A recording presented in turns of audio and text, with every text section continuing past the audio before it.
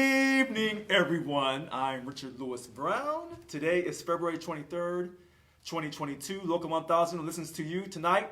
It's going to be a hot night, so I'm excited. We're going to do a great PowerPoint tonight. We're still trying to get it ready to be uploaded, and we're going to talk about the grievance process and how we talked about it last week. But we didn't really talk about how long it really takes and really. You're muted. Oh, I'm muted. Oh, so I'm muted. So let's try it again. I am Richard Lewis Brown. Good evening, everyone. Today is February the 23rd, 2022. Local 1000 listens to you. Tonight's going to be a hot night. We're going to talk about the grievance process. It's going to be a great conversation. And I see Frank Askin has his hand raised. Go ahead, Frank. Let's get it started. Yeah, good evening, Richard. Let's get it started. Just a quick question. What's going on down there at Local 1000? Because I took the COVID advanced steward training last Thursday night, and I had not received the survey monkey yet that we're supposed to fill out to get credit for taking the advanced steward training, and I had mentioned this to Annika last night, but still I have not received the survey monkey to fill out. Well, you know what, Frank, I apologize. I'm sure that if you send Annika an email, she'll get that survey monkey sent right out to you. Thank you for your question tonight, Frank. All right, so I don't see any other hands raised, and so we're still working. Oh, so the PowerPoint is ready. Let me check. Hold on one second here. It's not. I'm gonna put. Okay, so we're still loading our PowerPoint about the grievance process, and a lot of questions have come up. Why does it take so long, and why doesn't all the grievances go to arbitration? And so tonight we're going to reveal some things that you didn't know, and I think it's going to be eye-opening. I really do. So, are we ready to, we're still loading it. All right. So normally people have questions. Wow, I'm surprised we don't have people calling in with questions already. So, we've been having some great PowerPoints for the last several weeks. And as you know, I was elected to get you a 21% pay increase across the board for everyone equally. And that doesn't mean that I'm going to support special salary adjustments. I don't, I think maybe special salary adjustments may be needed for some people sometimes, but for Local 1000, we want to treat everyone with equal respect and dignity. Therefore, we want a 21% pay increase across the board for everyone. So, as you know, our contract expires June 30th, 2023. And so we're going to get started this year with our SBACs, where we get our district bargaining unit representatives together along with the officers for each particular bargaining unit. And we're going to create a plan, and we're going to get you involved. And I think sometimes here at Local 1000, we fail to really get everyone involved. And sometimes when people say, they're for the union and they're for the members, but sometimes people are not telling the truth. And I have a way of exposing people when they don't tell the truth. I have a way of exposing people for who they really are. And in honor of, quote, the month of February, as we call it the Black History Month here in America, maybe I have an extra calling as being African American, or an American of African descent, or a Black American, you call it the way you want it, but I have an extra calling. And that calling is to serve and to fight for those who don't have a voice. And in this case, it's not just for Black folks across America, it's not just for minorities, but this time it's for everyone equally here represented by Local 1000, whether they're a dues-paying member or not, as your Local 1000 president. Now, we want everyone to be a dues-paying member of Local 1000. Let me repeat this for you again. We want everyone to be a dues-paying member of Local 1000. But in order for me to earn your trust, for you to pay your money, or for you to continue to pay your money, then I must give you some transparency along with some accountability. And therefore, when we say, I am Local 1000, we can say together, we are Local 1000. All right, so I see a hand raised. Oh, Yolanda Williams. Go ahead, Yolanda. Good evening, President Brown and members. I have an issue. Well, you know me in the grievance process, I'm really got an issue with it, but there is something on MOU 1033. And it says here temperature control, right?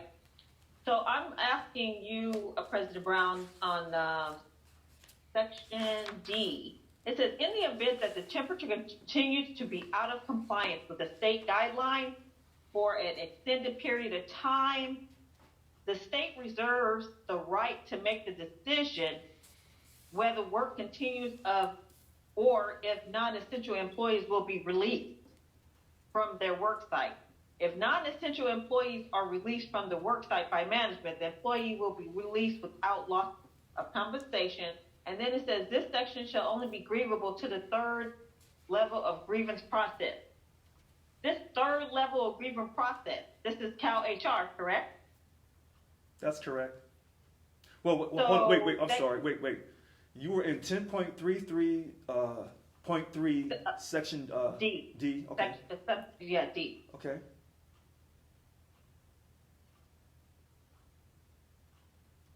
So it says in E, this section, which is referring to the 10.33 section, shall only be grievable to the second level of the grievance process. That's not even Cal HR. Cal HR is the third level. No, it says the section shall only be grievable to the third level. I'm looking on page 104. I'm looking on page 104, and it's E under. Oh, sorry. Sorry. Wait. Sorry, I'm sorry. online. No. Sorry. No. Wait. Hold on 1 second.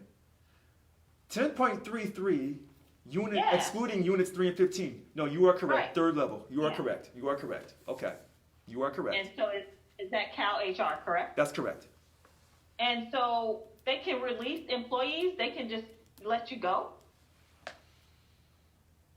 if they have an issue with temperature.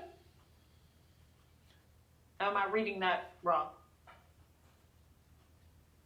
It says the state reserves the right to make decisions whether work continues or if non-essential employees will be released from the work site. If non-essential employees are released from the work site by management, the employees will be released without loss of compensation. Yeah, it reads straightforward. Okay, If you're so not they will- if you're not essential, then they can decide if you should be released or if you have to stay. And so what you're pointing out is anytime you do a contract and you're supposed to be a 50-50 partnership with the state of California, if you give the power to the state over certain things, then you're not really, quote, having a partnership. So that's a great point that you're mentioning. They should never. Yeah, go ahead. that's what I'm talking about, President Brown, is that this level 3, it just, everything seems to, most of the things stop at Cal HR. And it's like they have all the power.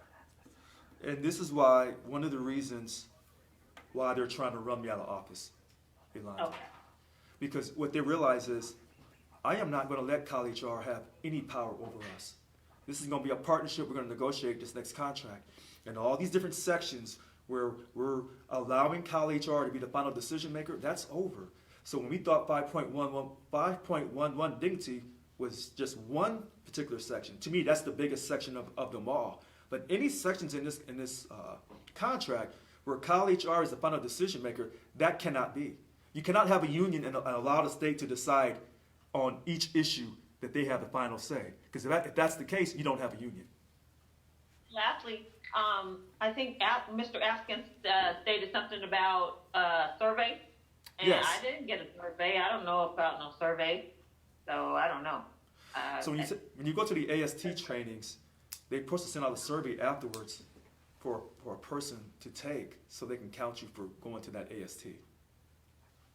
Well, I guess I'm riding along with the boat with Mr. Gaskin because I never received one, I don't think. I don't remember if it was right after the class. We were supposed to get this after February 10th? 17th? That's correct. Yeah, 17th was, no, graduation, no, I never received anything. Okay, so we'll have to get that message passed on to Annika Walls that the Survey Monkey for the AST on February the 17th did not go out, or at least everyone didn't get it. A lot of people didn't probably get it, yeah. Yeah. Okay, those are my questions. And one more thing, members, we need to rally around changing the MOU so it can benefit us, members. Tell people that's one thing we should be really stressing.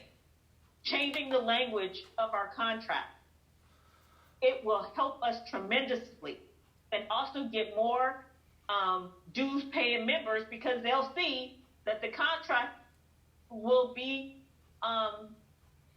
more beneficial for them. Because right now, a lot of people are saying, why should I pay my money? Because this ain't helping me. Why am I get involved? Because it ain't helping me. I might as well just be quiet and just deal with whatever they give me. They make me work out of class, oh well. They make me do this, oh well. You know, I need a job. So, I mean, we need to really, all these people on this call, I mean, if we get 2 people just because of just this incident on this thing right here, and telling people we can change, we can make that change on this contract. We can change it when it's time. We can do this. We can. That's exactly right. We can. All right. You are absolutely right. All right. That's what I have to say, Ms. Brown. Have a good night. Oh, you too. Thanks for calling in. All right. All right. Give me one moment, everyone. People are claiming that they did not get these links. I don't understand how these links are not going out. I don't understand how the links are not going out. But we're going to try to make sure that everyone who wants to come on, who wants to view this through Zoom, that they're able to. So hold on one moment here.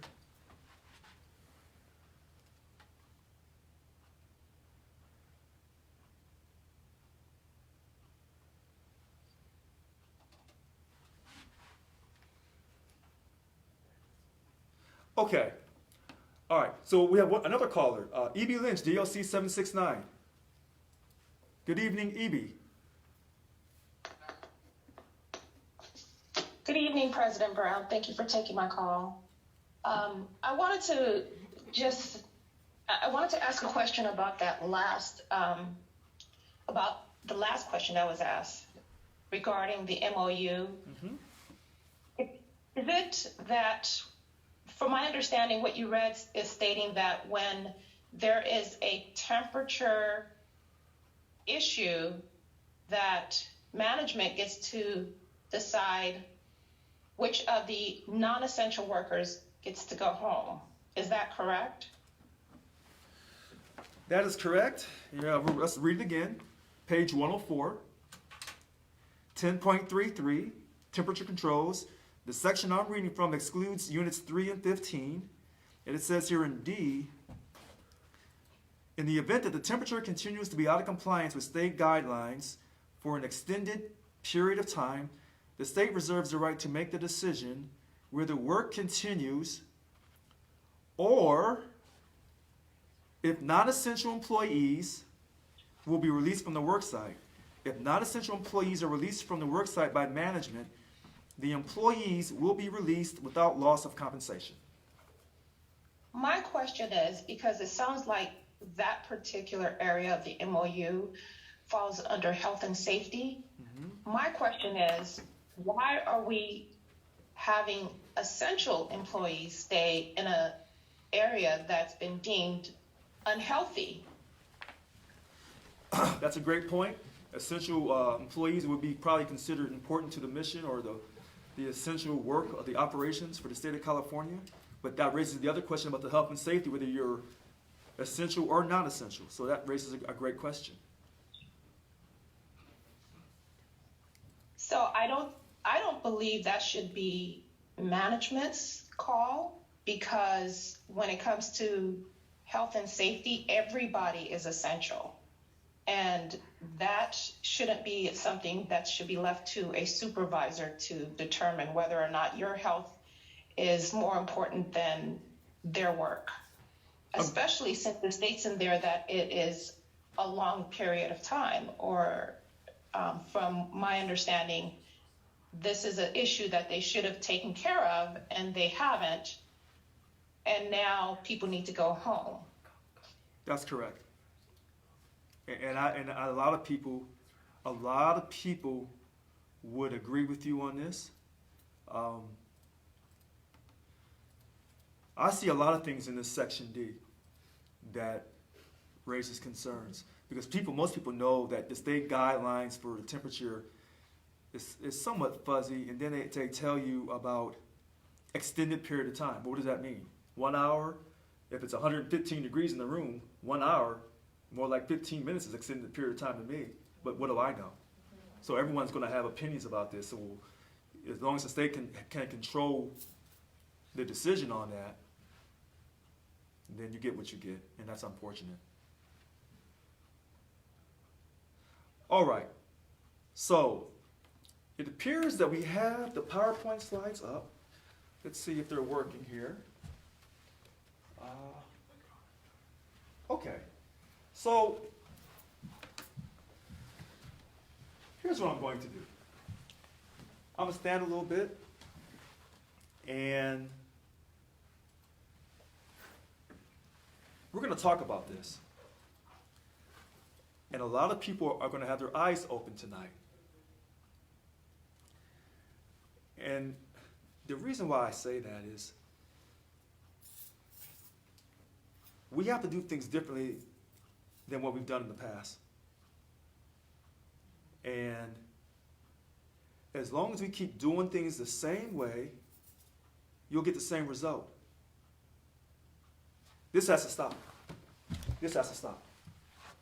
And regardless of who your local 1000 president is, if you keep doing things the way you've done it in the past, you'll keep making the same mistakes. You'll never get ahead. So when I tell you there's a reason why they're trying to run me out of here, and when I'm attempting to create this new culture for Local 1000, and these people can't stand it, and a lot of these people who claim that they were supporting me or that they're fighting for our members, but they're not. They're not. And the truth will come out on these people. I can guarantee you that. So we're going to go through this. Contract rights and fights. The life cycle of a grievance is the foundation of a stronger union. I don't ever remember Local 1000 ever giving out PowerPoints to everyone equally and then putting it up on our website. I just don't remember that. Because you know that our website used to be locked down. And if you had to be a member to get to our website.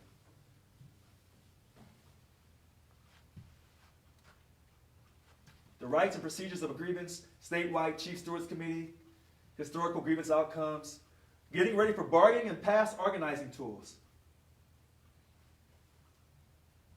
Cdcr task force, that's coming. A Cdcr task force. You know that. And the governor's furlough and POP track records, where there was a Democrat or a Republican, you're going to see that there's not really much difference. All right. Article 6 talks about the grievances. There is one informal and then 4 formal steps. And we start off with the informal within 7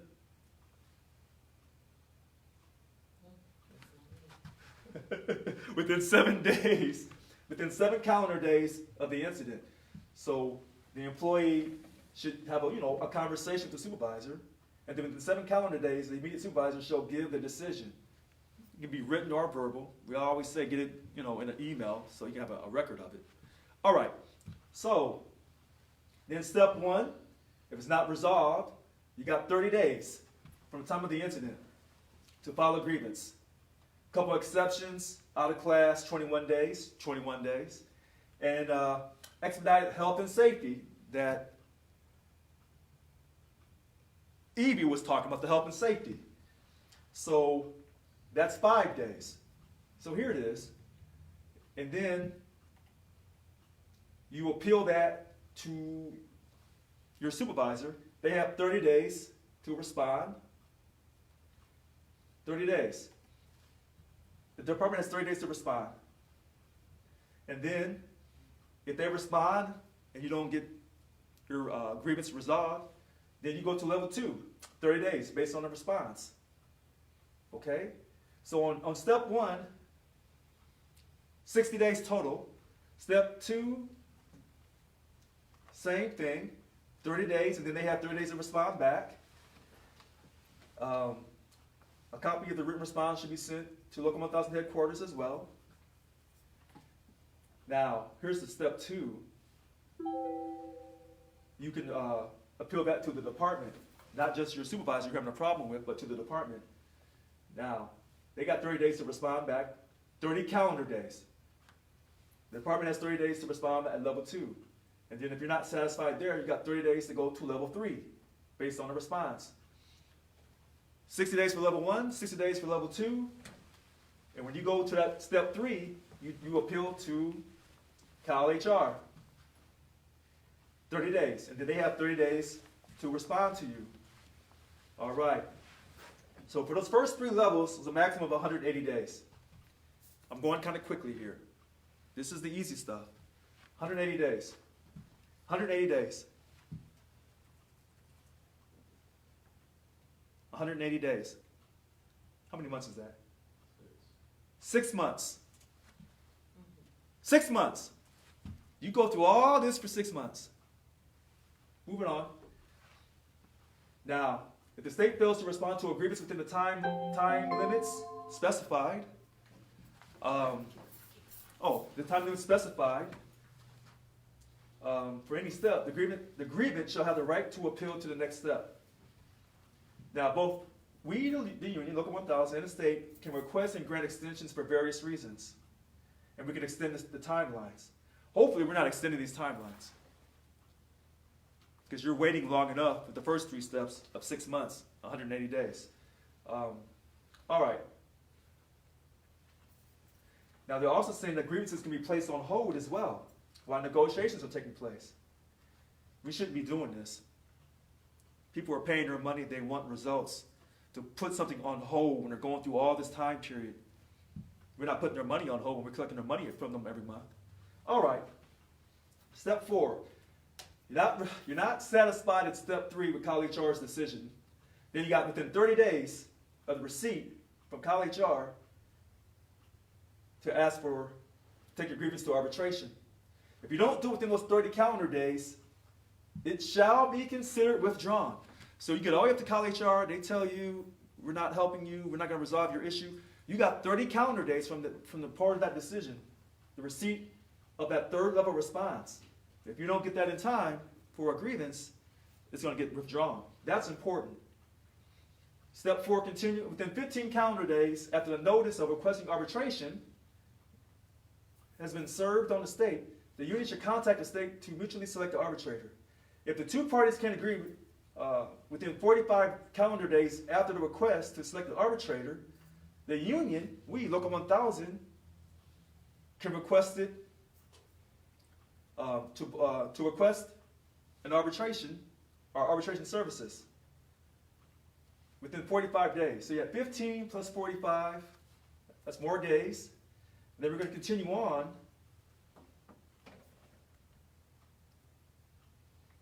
And then it says within 15 days, after receipt of the panel of arbitrators, the union contacts the state within 15 days. And then the 2 parties have 10 days to go back and forth on striking out names until they have one last person for the arbitrator. Okay. And then this is how the arbitration is conducted. This process, listen to this. Remember I said 60, 60, 60 for 180? Now step 4, the grievance process, total of 115 days. Altogether, 295 days or almost 10 months. Almost 10 months. And even after all this, you still don't have the decision from the arbitrator. That could take another 3 to 6 months. All right? Here it is. Can be very lengthy. Scheduling the arbitration, completing the arbitration, going through all the transcripts. You could look for a whole year or past a year to get a result off a grievance, which kind of makes you kind of wonder, from the very first step, step 1, what was really going on, who was really involved. So we're moving on here. Now our contract talks about this, Local 1000's rights and timelines, in the formal grievance process. Here's where it gets tricky though. Here's where the politics comes into play. Never heard that before about grievances, have you? Policy file. The policy file establishes the union's internal procedures for reviewing and advancing grievances from initial filings up to arbitration. Decisions to arbitrate. Decisions to advance grievances to the Local 1000 legal department to be considered for arbitration shall be made by the URC, the Union Resource Center, area coordinator, URC representative, and 2 appropriate stewards. This occurs after the union files an elevation to arbitration, about 210 days into the process. So we had the first 3 levels at 180 days, and then step 4, them 30 days, for the appeal to go to, the grievance to go to arbitration. So that 30 plus that 180 is 210. All right. But this is where it gets tricky. I keep telling everyone this. Legal department in order to go to the legal department for arbitration, shall be made by the Union Resource Center. Area coordinator, 1, 2, URC representative, that's the rep that's handling the grievance for our representative employee, that's 3, and then 2 more appropriate stewards, that's 5 people. Now our statewide arbitration coordinator is a staff member, and then he'll make a recommendation to the VP for organizing and representation and the VP of bargaining on whether to arbitrate or to deny arbitration. So we have a person on staff that's making a recommendation to our VPs for organizing representation and for bargaining on whether to arbitrate your case or not. So that is interesting. That's very interesting. And then these 2 VPs will consult with the bunk chair of the affected bargaining unit for the grievance. And sometimes... Recording in progress. Sometimes, hold on one second here. Sometimes you may have more than just one bargaining unit affected. The decision to deny arbitration must be mailed to the members within 10 days of the decision. An appeal of a decision to deny arbitration must be filed in writing to the Local 1000 president within 10 days of proof of service of the denial. So if they deny your appeal to go to arbitration, then you can appeal that decision to Local 1000 president, myself.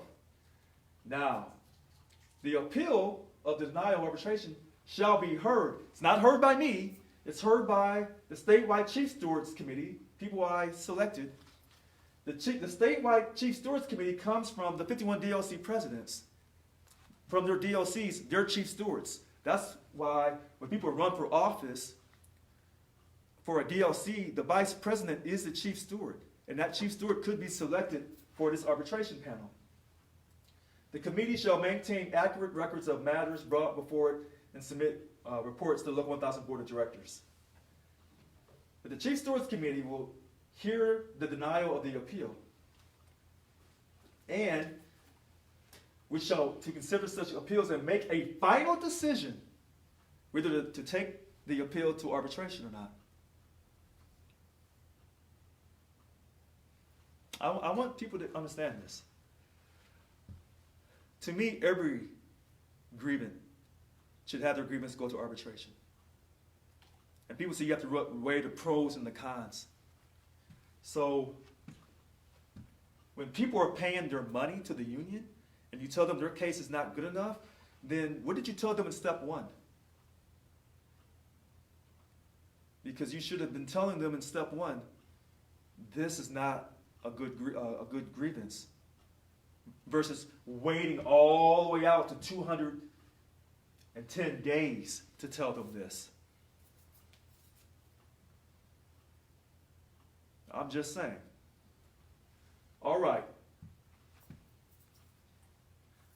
The grievance is filed and elevated through these internal processes, procedures. Then it tells you the URC representative represents the case at the arbitration review panel in each local area. Okay. And now we're telling you again, to advance grievances to the legal department for arbitration, the URC, the area coordinator, and this, when I say the URC, this is the director of the URC, the labor rep, the URC representative, and 2 appropriate stewards. The stewards are selected randomly. 2 appropriate job stewards. All right. And then, of course, our Local 1000 attorney, the statewide arbitration coordinator, is also included in this process. Because remember, he has to talk to the 2 VPs, and then they consult with the bunk chair or bunk chairs on whether or not to grant your appeal for arbitration. All right. If approved for arbitration, it goes to the statewide arbitration coordinator for the policy file. The statewide arbitration coordinator shall make recommendations to the vice president, organized representation, and the VP of bargaining, and appropriate bunk chairs, just talked about this, on whether to arbitrate or not. If denied at the arbitration review panel, a denial of representation letter is sent to represented employee who has the option to appeal to the statewide chief stewards committee. So we're telling you this all over again. All right.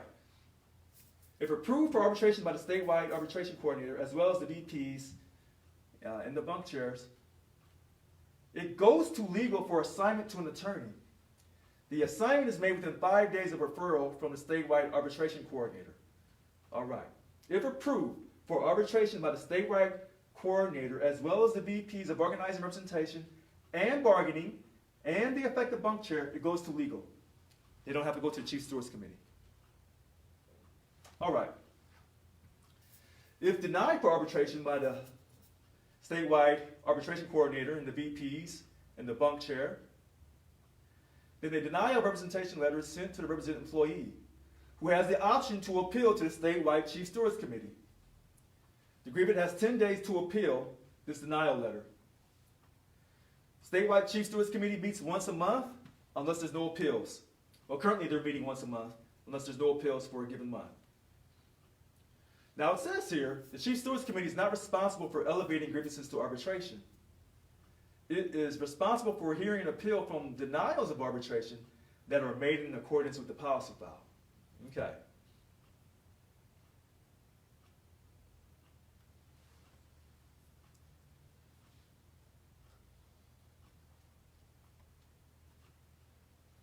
People may look at this a little funny and roll their eyes. And I understand why they would. Chief Stewards Committee is our Vice President for Organizing and Representation, Annika Walls. Then we have some more names mentioned here. James Early, Frankie Llewellyn, Jared Reese, Charles Tate, Danilyn Creech, Cecilia Wilson, and then here's our Leslie Uko, the Director of the Union Resource Center, the URC. All right. Since 2017, the Chief Stewards Committee has processed the following appeals for arbitration. Now, I'm going to sit down on this because I want y'all to take a look at this. 2017, 29 cases to the Chief Stewards Committee. They only approved 3. 2018, they didn't approve any. 15 cases. 2019, 41 cases. Approved 1. 2020, 14 cases. Approved 2. 2021, 18 cases. 5 approved. 5. This is dismal. People's cases are not going to arbitration. They're being denied. So a lot of people are upset because they spend all their money with the union, and then when they need the union to come through for them, for their case, it appears to me that we're not coming through.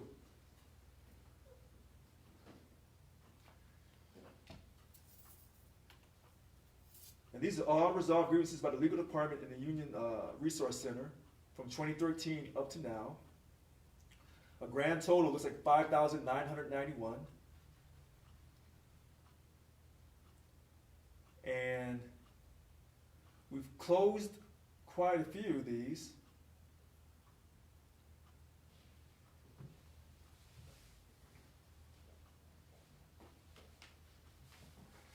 this number jumps out. Withdrawn or closed, 1,785. And we don't know the reason for why it was withdrawn or closed. We settled 612. Was that a 50-50 split between us and the state of California? We don't know. The union closed 733 of these. The state closed only 889. It appears that we're closing more stuff than the state is closing for these grievances.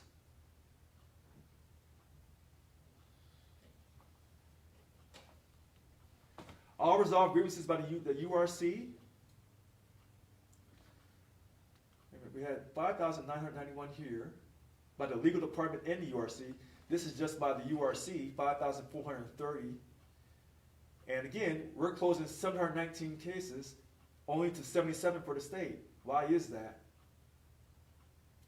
We settled almost 500 of these, and then we withdrew close to 1,600.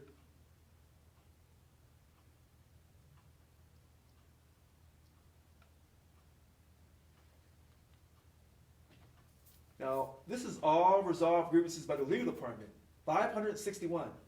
From 2013 up to 2021, we only have 561 cases that went through legal. And it appears here that we withdrew 226, that's the biggest number down here in the grand, and the totals down here. We settled 123, but we withdrew 226, we closed them out for whatever reason.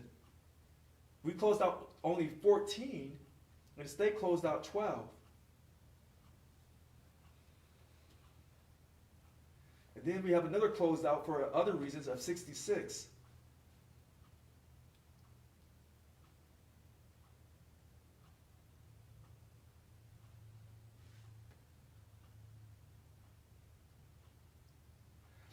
You know, these charts that I'm reading to you, they're going to raise a lot of questions. And let me say this to you. I don't care who your local 1,000 president is in the future. People are going to ask these questions. And the more that the local 1,000 president has to explain this, the more you'll see either a new way of doing things, or you'll still continue to see the same status quo.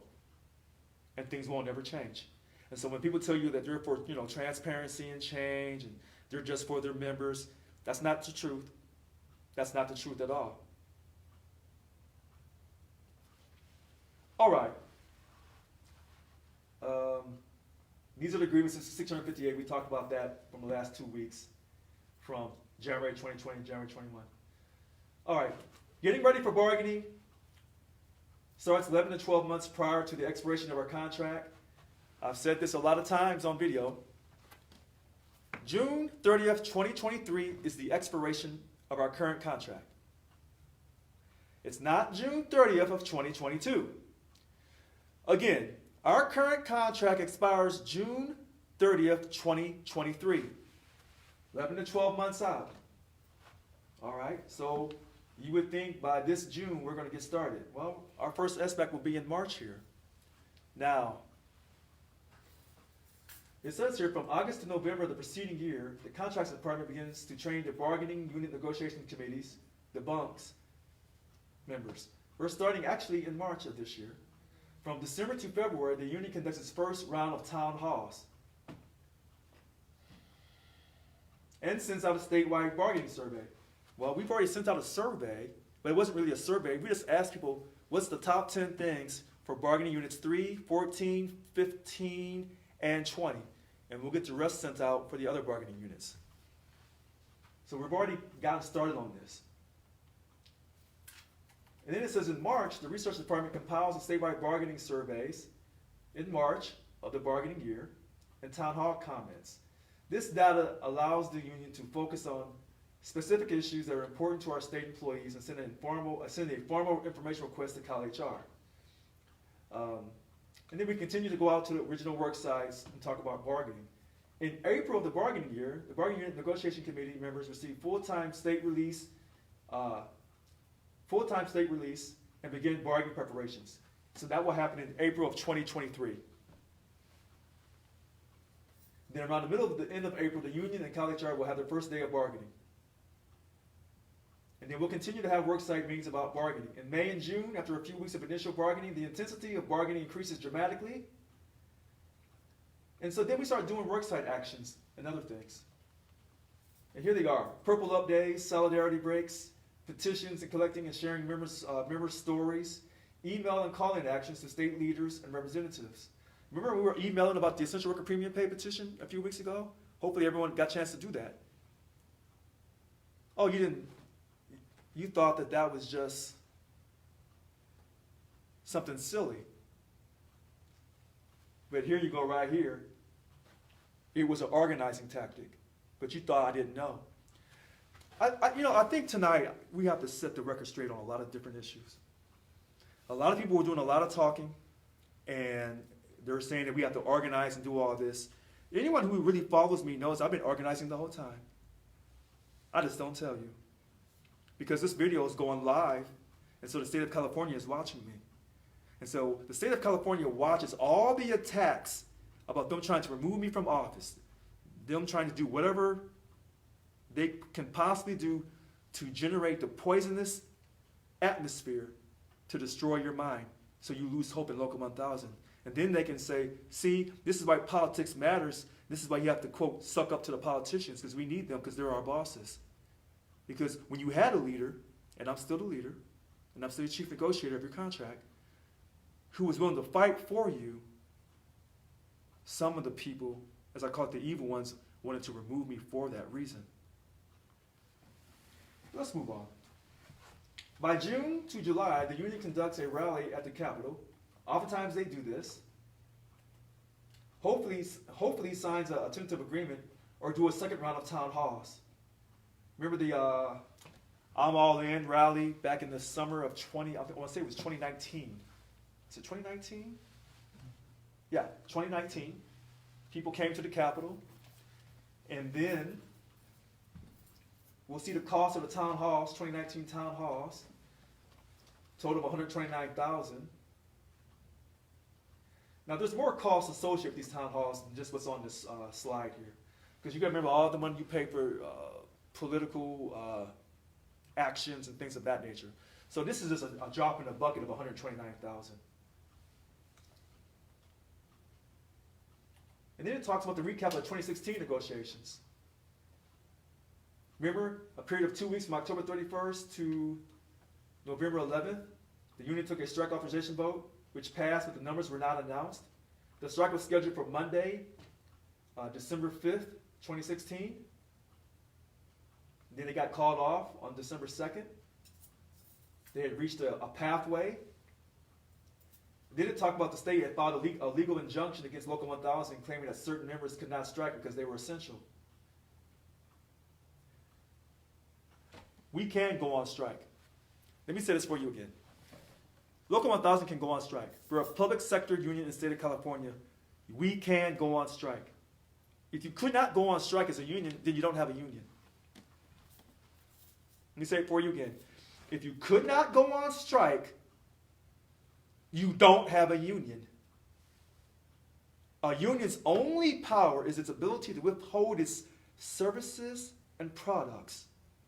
I don't know why I have to keep saying this.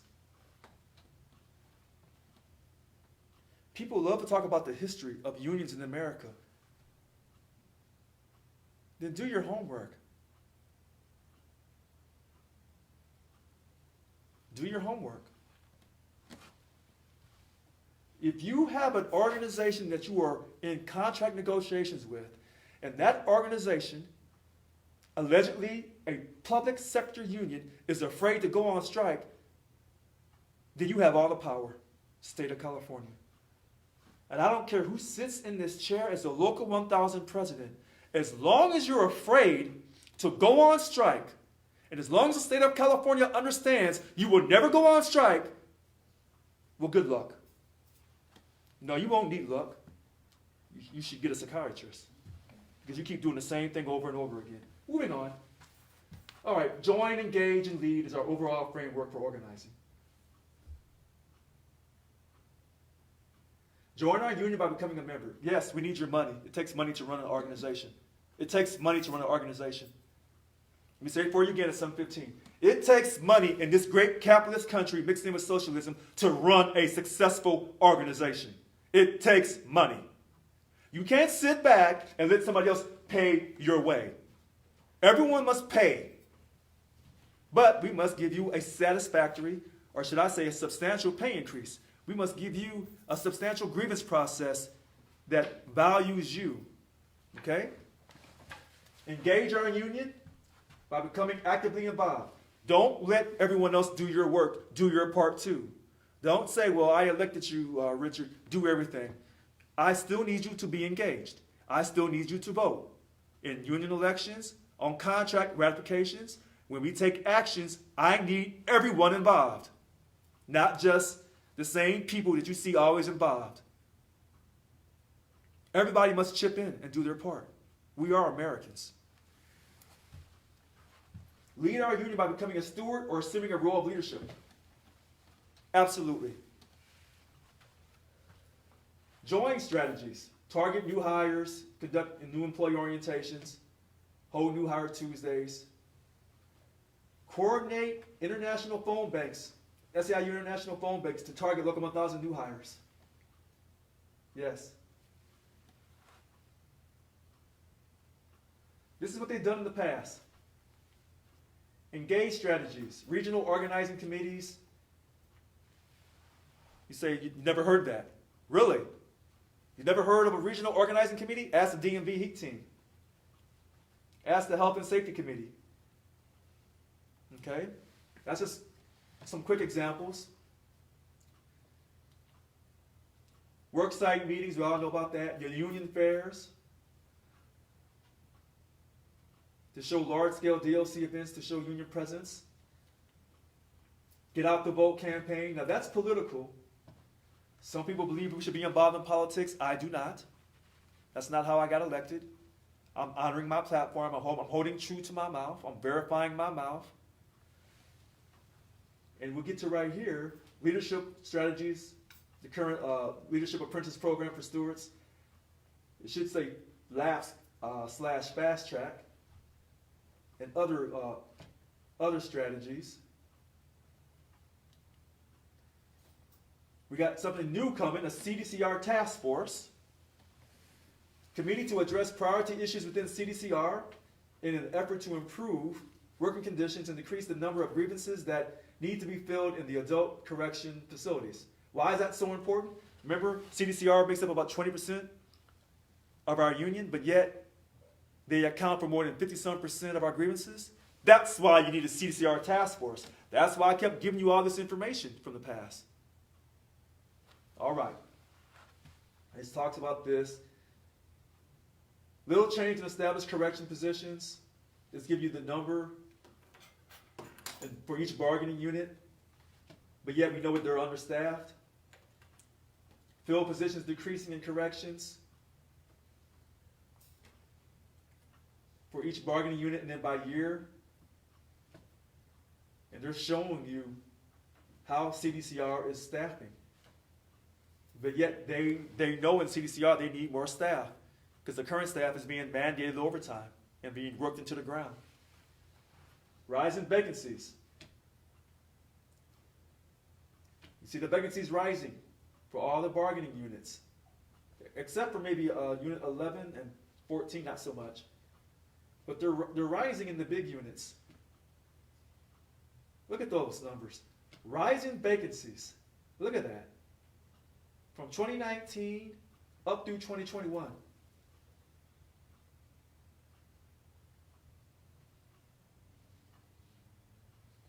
And it looks like the grand total by 2021, 3,900 vacancies in those prisons. 3,900. All right. This is the chart. It's telling you the vacancy amount for each bargaining unit. This is excellent work. And those in Cdcr can come and look at this and can verify this. Now, and it tells you 23% vacancy. That's almost, goodness. That 23% is horrendous. People who are putting their lives on the line, yes, they volunteered to work at Cdcr behind the prison walls, but they put their lives on the line. And they have almost a 25% vacancy rate.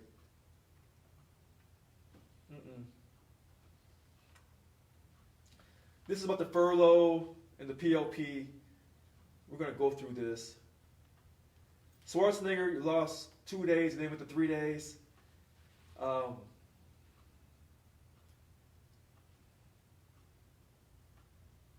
that lays that out for Schwarzenegger. And then the PLP started when Governor Brown, Jerry Brown, got reelected on his second go-around. And you lost 1 day, 2010 through 11. And then 12 through 13, you lost another day.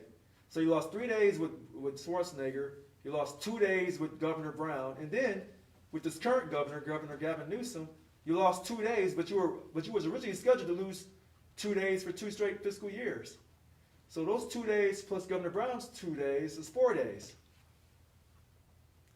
4 days with union-friendly, union-supporting governors. That's what they claim. That's what they claim. But I can't tell with my money. If you tell me that you're friendly with me and we're cool and you're down for me and my family, then why are you taking my money? Why are you asking me to give up my money for? Let's move on. How much did it cost the state? How much did they save?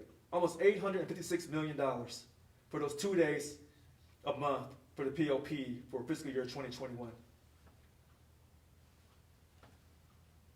$856 million total. Years of budget surplus. Grand total almost 149 or 150 billion dollars. Let me look into the camera when I say this. They tell you that there's no way in hell we can get a 21% pay increase. There's no way we can get a 21% pay increase, and then I'll show you those billions of dollars. See, there's a reason why people in Bargaining Unit 1 don't want anything to do with Local 1000, and I know why. Because for a person to believe that you're not worth a 21% pay increase, that tells me you have no dignity. And when you see this kind of money, you know the money's there. There's no excuse for us to not have this money along with GO pay and COLA. There is absolutely no excuse. All right, moving on. And then nearly two of three of our represented employees earn $75,000 or less. And I think we said that the average income in California to make was $70,000. All right? All right. I've gone through this kind of quickly, but I wanted to make my point. This grievance process, I'm going to get centered here in front of the camera here. You like that, Keith? All right. This grievance process has to be corrected. What's in our contract is in our contract. But our internal procedures, according to that policy file, something must change. Something must change. You cannot have people pay their money and not take their case up to arbitration. And if you tell them that your case is not good enough, you should have told them in step one. And if you told them in step one and they still wanted you to file, then okay. Then you had to file. But there should be a record of a grievant being told this case is not winnable in step one. And most likely you'll go through these rounds, and when it gets to arbitration, we won't file arbitration. So that person, he or she, will not have their hopes set that they can win their case and it's going to go up to arbitration. Tell them up front. Don't mislead them. All right, I'm going to answer some questions here from callers. All right, Angela Morales, good evening. Good evening, President Brown. That was a very, very great presentation. That is one of the best that I've seen, and I want to say thank you because I have been wanting to get that information. And I have questions, and I'm so sorry. And I'm going to just go through the questions because there's a lot of stuff here that I know. Look. Hold on. I want to make sure that PowerPoint is up on our website. Is that Thank PowerPoint? you. It's not up on our website yet? Okay, so it's gonna go up tonight, this PowerPoint. It'll go up in the morning. All right. This PowerPoint will be up in the morning, Angela, and you make sure you download the PowerPoint. If I have to email it to you, I'll email it to you. 'Cause it's supposed to You be. know it's I supposed to be- will. Okay. But I'm just thinking about this question right now, and it just came to fruition. It's not one of the questions I originally had, but here's a question that I would like to know is, really by DLC, if we could get that broken down, because I like to see those people that are opposing us. I want to see how many grievances that they've filed on behalf of their members, because it would be interesting to me. That's just a whole separate question altogether. And it just came to the forefront of my mind. That would be so interesting because of what's going on. And right now, we don't need division. We need to come together, because now that I've seen all of this, but anyways, okay. So the questions I have, I'll start here. So how do we know if a grievance is winnable? So that's my first question. So if someone comes to me, it's a violation of the contract, and if I tell them, hey, you know what, this might not be a grievable, this might not be a winnable grievance, I can tell you already, people are gonna say, then why in the, excuse my French, but like, why in the hell am I paying dues then? Because that's what you know they're gonna say. So wait, hold on, because I have to get you to talk much faster because I got other callers. So how do you know if a case is winnable? The union will tell you from past experiences that they believe certain cases are winnable and certain cases are not, based on the evidence that's presented at that particular time. That's how they tell you if it's winnable or not. But you are right. If a person's paying money and they're told your case is not winnable, then they'll say, then I'll stop paying money to the union. Yes. So then my next thing is, because it kind of rolls into the next thing, so then the employee knows that it's a contractual violation, but we tell them it's not winnable, then they're subjected to whatever, and I've had people in the past, I've had people currently and in the past tell me that the union never got back to them until their case was either, they said it was not. Well, I want to bring up that point. I'm glad you brought that up about the union never got back to them. So a couple of days ago, he sent out an email informing our labor reps in the URC that to please contact those DLC presidents for that particular area, so that DLC president will know about union activity, and most likely it's a grievance, so that DLC president can ensure that those reps are getting back and that you're handling these cases. So that's what we're trying to do, and some of the DLC presidents didn't like that, and some thought it was just fine. So I'm glad to hear that, because that was kind of my next point was, if this has been going on and we have the same committee, then we need to change out those committee members. I'm sorry, Richard, I'm just gonna be frank. This has been an ongoing thing for me that I've heard over the years. When I was a job steward, 2007, and then I left in 2012. So for me, it was frustrating to hear people, say, I don't understand, and I don't have answers for people, but this is a clear indication of the reason why people need to come together. So if you're having the same committee members, my recommendation, I'm nobody, but I'm a dues paying member, that you need to change them out because they're not doing what they're supposed to be doing, or maybe give them the opportunity because they weren't given the opportunity back under the old president. I don't know. now, But one quick, here, I'll answer that real quickly for you.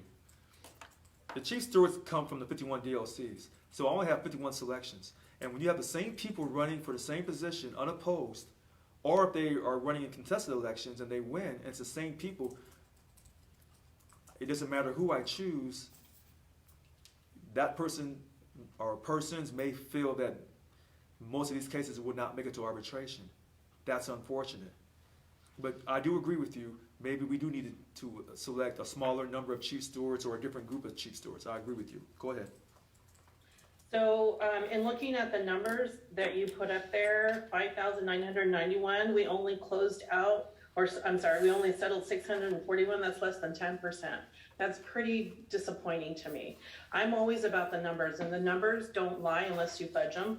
But to know that that was what that was, it's very disheartening for me as a dues paying member, first and foremost, but as, you know, a job steward, because now I'm thinking, how the heck am I going to be able to take this back and let people know that, you know, I'm really wanting to try, but the numbers don't lie, because this is going to go up, and then guess what? Everybody's going to see it. So, and then, you know, you did go over, you know, that the process.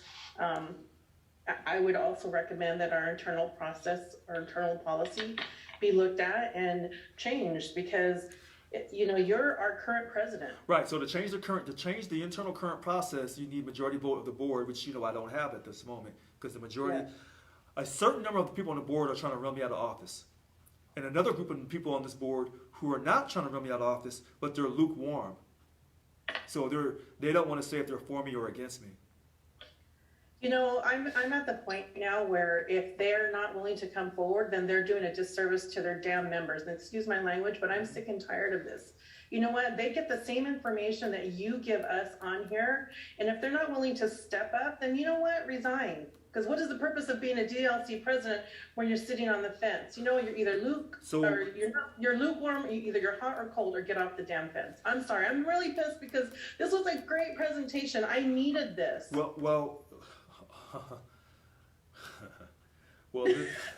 So listen to this.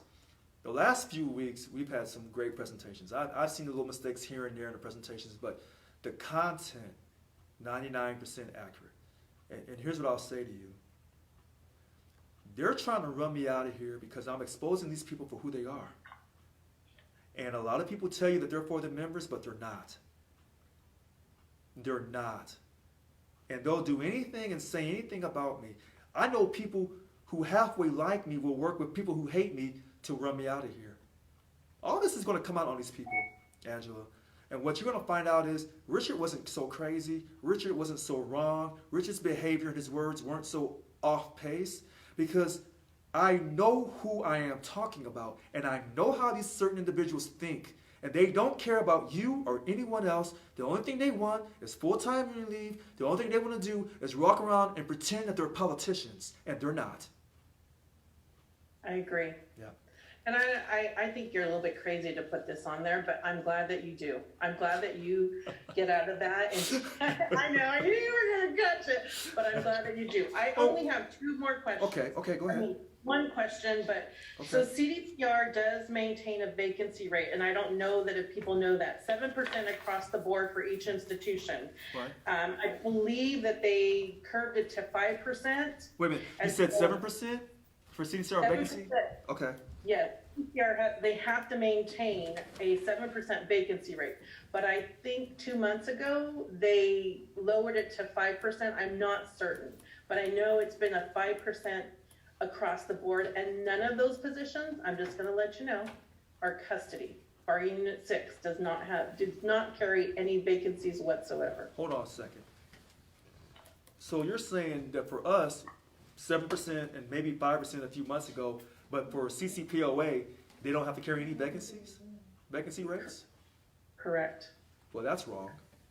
Oh, yeah.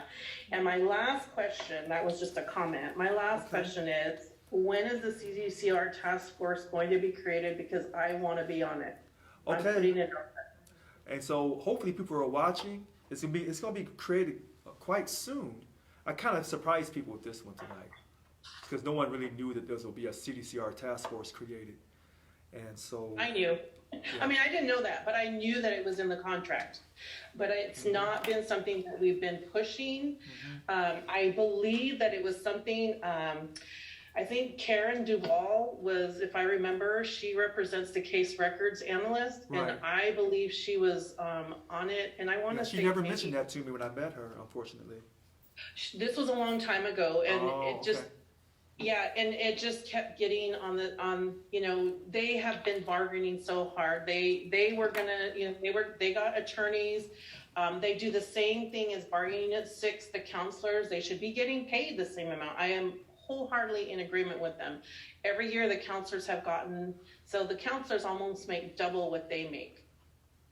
And they started out the same. So, where's the fairness in that? But anyways, that's all I have. I have more, but I don't want to monopolize, I don't want to take up all the time. So, but thank you for taking my call, and thank you again for this great presentation. I can't wait for it to be up on SEIU 1000. Have a great evening. Thank you, Richard. Thank you. All right, so the next caller, Tyler. Good evening. Hello, Mr. Brown. Good Hi. evening. Could you? Yes, I hear you loud and clear. I'd like to appreciate you and your staff for doing all that diligent work with all this information so far. All right. Do you mind if I tell my story about this grievance process and so on and so forth? Sure. How I think it's skewed? Because us as state employees, we can go through the grievance process, the 60-day, 30-day, and so on and so forth after 6 months. But in order for members to go through arbitration, the union has to determine if the case is winnable or not. Mm-hmm. And as you mentioned in the first stage earlier, it's most of the time, if our cases are similar to something that happened 10 years ago, 5 years ago, or 20 years ago, if it's a similar case to somebody else's, mm-hmm. we are not going to be able to go through arbitration. Okay. So, you know what I'm saying? So something along,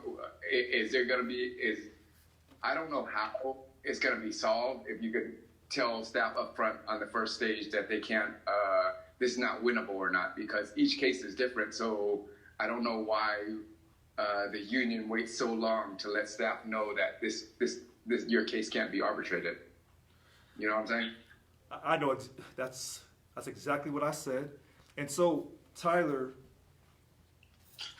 listen, I'm not going to play games tonight with people. Tyler knows me. He's known me for some years. And I had the best steward fight my case, but it got closed at the end. So, all right. So, Tyler caught what I said. People should be informed in stage 1 if their case is winnable or not. I didn't say that they should not file their grievance, but don't have someone wait all of those months to find out you're not going to take their case to arbitration while they've been paying you money all of these years. See, there's a problem here. And I know a lot of the job stewards and probably some of the DLC presidents and maybe possibly some of the VPs, statewide VPs may not agree with me. If someone's paying you their money, you're going to grieve their case all the way to the end. And if we took a loss in the past and they say, well, it looks like we're going to take a loss in this one, then we'll take the loss. But you cannot take someone's money for a period of time and then you tell them you're not good enough, we're not grieving your case because we don't want to take the loss. All right. That's how I feel. And I said this in my 2018 campaign and I said it in my 2021 campaign. I just didn't think I'd have to say this all over again. But I haven't changed up on anyone. Everything I said I was going to do as your local 1000 president, I have done. Except the reduction of 50% of your dues on day 1. I failed there. And I'm still trying to get that done. So thank you for calling in, Tyler. I'm glad he caught that. You got another question, Tyler? Nope. Okay. Thank you. Stay strong, Tyler. All right. Next caller, Jerry Lee Fisher. Good evening, Jerry Lee.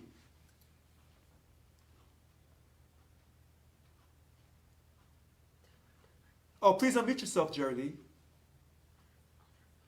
On your phone, please.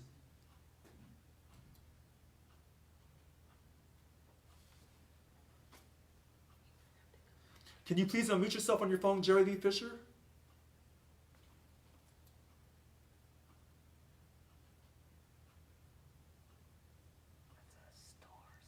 Okay. All right, so she's having a problem unmuting herself on her phone, Jerry Lee Fisher. So let me go to, I spoke to Yolanda Williams, I spoke to E.B. Lynch. All right, so we want to get some more people in who haven't spoken yet. Ronald Rossen, yes sir. Fisher. Yep. Oh, I'm sorry. Go ahead, Jerry Lee Fisher. Thank you, Ron, and I'll be quick about this. Richard, I had adverse action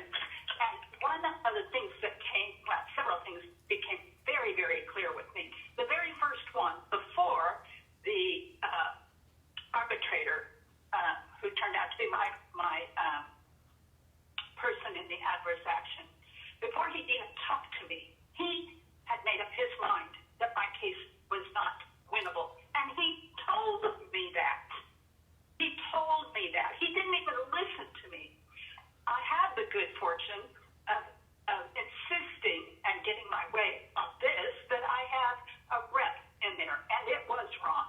And this representative from the legal side really did not even want to listen to him. And this boils down to lack of prep. An hour is inadequate. The state needs to give more time. When there are complex or multiple issues, an hour is not enough prep time. Those are my comments. Thanks. So, Jerry Lee Fisher, you're right. And this is why sometimes we have to give people union leave on something that's this important. And I hear people's energy tonight, and they don't have to be positive. No, not tonight. No, tonight, I want people to be themselves and give it to me straight. All right.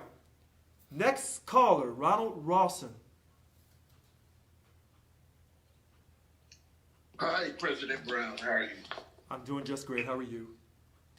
I'm doing well. Listen, your presentation is remarkable. It is just what we needed to hear. You were on the call with us a few weeks ago, and I told you Article 6 needs to be trashed and start all over again. And I'm so glad that you are doing something about it now and exposing the fact that the union is spineless when it comes to grievance. Because how do we allow the state to determine our fate on level 1, 2, and 3, and then we get to face our own union constituents and colleagues, and they even take a dump on us before the Chief Stewards Committee. So I don't know. I have gone before this Chief Stewards Committee, and it is the most humiliating situation. They act as if. So one lady was at the ballpark with her family and just got on the phone and was like, we're at the ballpark, but we're hearing you, Ryan, whatever, you present your case. And it's so disrespectful, the process, for a dues-paying member. And for one that works so hard, like myself, representing others, then if I ever felt the need that I needed representation, I would hope that the union would be there for those of us who really stick our neck out in support of others. So I'm so glad that one of the things on our agenda this bargaining season is to address the atrocities and the nuances associated with Article 6. It needs to be trashed and start over. I recommend that between the union and the state, we get a neutral negotiator that handles grievances, and that they're paid both by the union and the state equally, that there's no conflict of interest for them to say, I need to side. If you imagine, SPB is in the favor of the state. OCR, Office of Civil Rights, Office of Compliance, all of them are in favor of the state. In all of our internal grievance, our internal resolution process are in the hands of the state. There's nothing that the union has, heard, SPB, Skelly, Office of Civil Rights, Office of Compliance, whatever the avenue you seek out for your conflict resolution, the state has the upper hand on all of it. And anymore, I just tell people, go ahead and instead of trying to go through OCR, just go out to EEOC on the outside, because this internal resolution is bull crap. And I'll try to be nice without any profanity tonight, to get rid of this potty mouth. But let me tell you, I have some choice words for what we call a grievance process right now. And it really just shows our hand. And you know my case, they lost my grievance, lost a grievance. Kelly Jar lost my grievance. And the names that you just read as the Chief Stewards Committee, they, instead of leveraging, Kelly Char, you lost his grievance, oh well, give him his ass, man. Because how do you negligently, then I was told at another time, and you were on a call with us recently where this word came up, oh, we're putting his grievance in abeyance. The fuck, excuse me, what the world is abeyance? And yeah, crazy as hell. The abeyance, hold on, what's wrong? The abeyance means to put on hold. But here's what I'll do. Because I don't want to say something wrong, and then someone said, "Oh, you said it wrong." So here, I'm gonna look up the word abeyance to make sure, because I don't want one of our representative employees who's an attorney to yell at me. So hold on, abeyance. Oh, abeyance. Abeyance meaning a state of temporary disuse or suspension. The position of being without or waiting for an owner. What does abeyance mean? Let's hold that problem in abeyance for a while. So it means put it on hold, suspend it for a while. So go ahead. Yeah. Yeah. And so the union would have to agree to that, because when I asked my rep, the rep said, I don't know, I'm researching, but I called Kelly Turner, they said they used the word abeyance, and I'm like, you're the union rep. Why would you who agreed to this, and why would they put it on hold? They need to abide by the same 30-day process. No, this was a year later. I'm not talking 30, 60, 90 days. I'm talking about, I filed the grievance in 2018, and we were talking about it in 2020. And they couldn't tell me when, and finally, the manager of the URC, UCO, said, well, Ron, they told us they lost your grievance. So we agreed, we did let's make a deal. Let's make a deal. Let's make a freaking deal with my grievance. We agreed to let them combine it with something else you filed. And they had nothing to do one with the other. And how would you combine something you lost? How do you, tell me how do you take something you lost and combine it with something else? So anyway, I can go on till tomorrow about this, because I've represented too many people that had great cases, and the state just decided to stand behind their managers, their bullshit, faulty, manipulative, bullying managers, and the union was powerless to defend our members against these managers that they know are in the FOS club. And I'm not going to even break up that acronym for you. But thank you for taking my call. All right. Listen, Ron Rossen is not by himself. That's why I let him talk. Our union has lost grievances. Do people make mistakes? Absolutely. Trust me. I know. People make mistakes. But when you make a mistake on someone's grievance, and they've been paying you their money all these years, we owe it to do everything we can to fight for people and to correct our mistakes. Why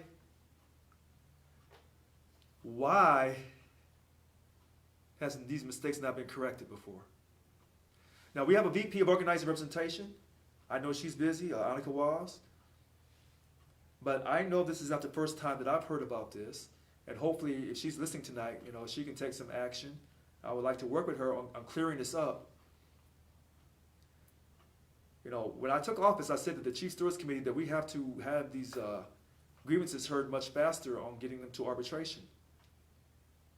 And so, we tried to work faster. I've been saying all along we need word stewards on every work site. And people have been fighting me on that. So, it's interesting. All right, next caller, DLC 770, President Nicole Solo.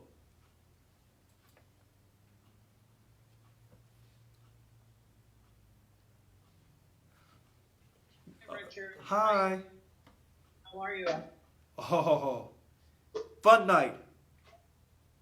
I just wanted to make a comment as DLC president and working with my members on grievances against management, unfair, whatever.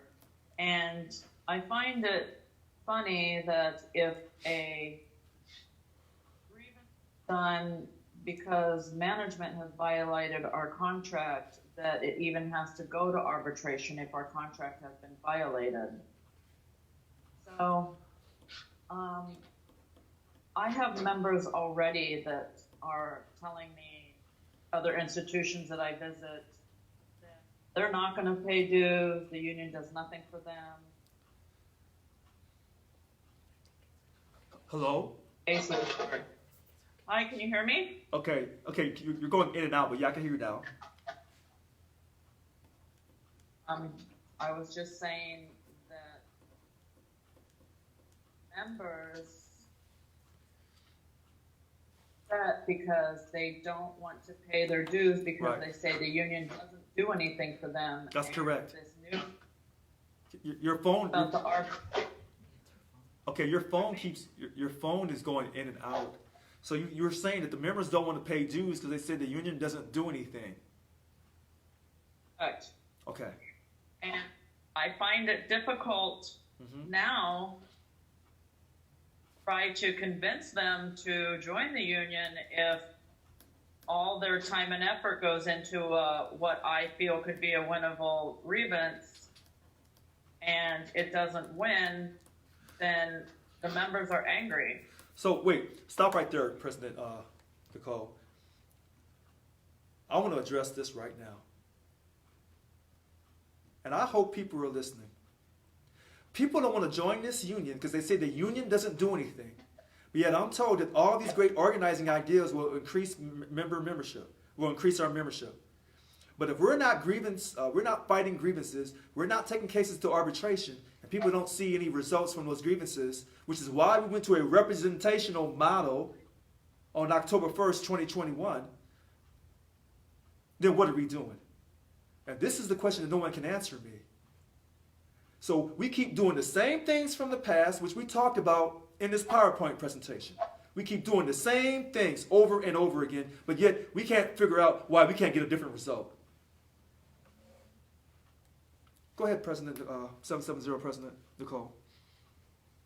That was it. I just find it hard for me to bring up the good points about the union.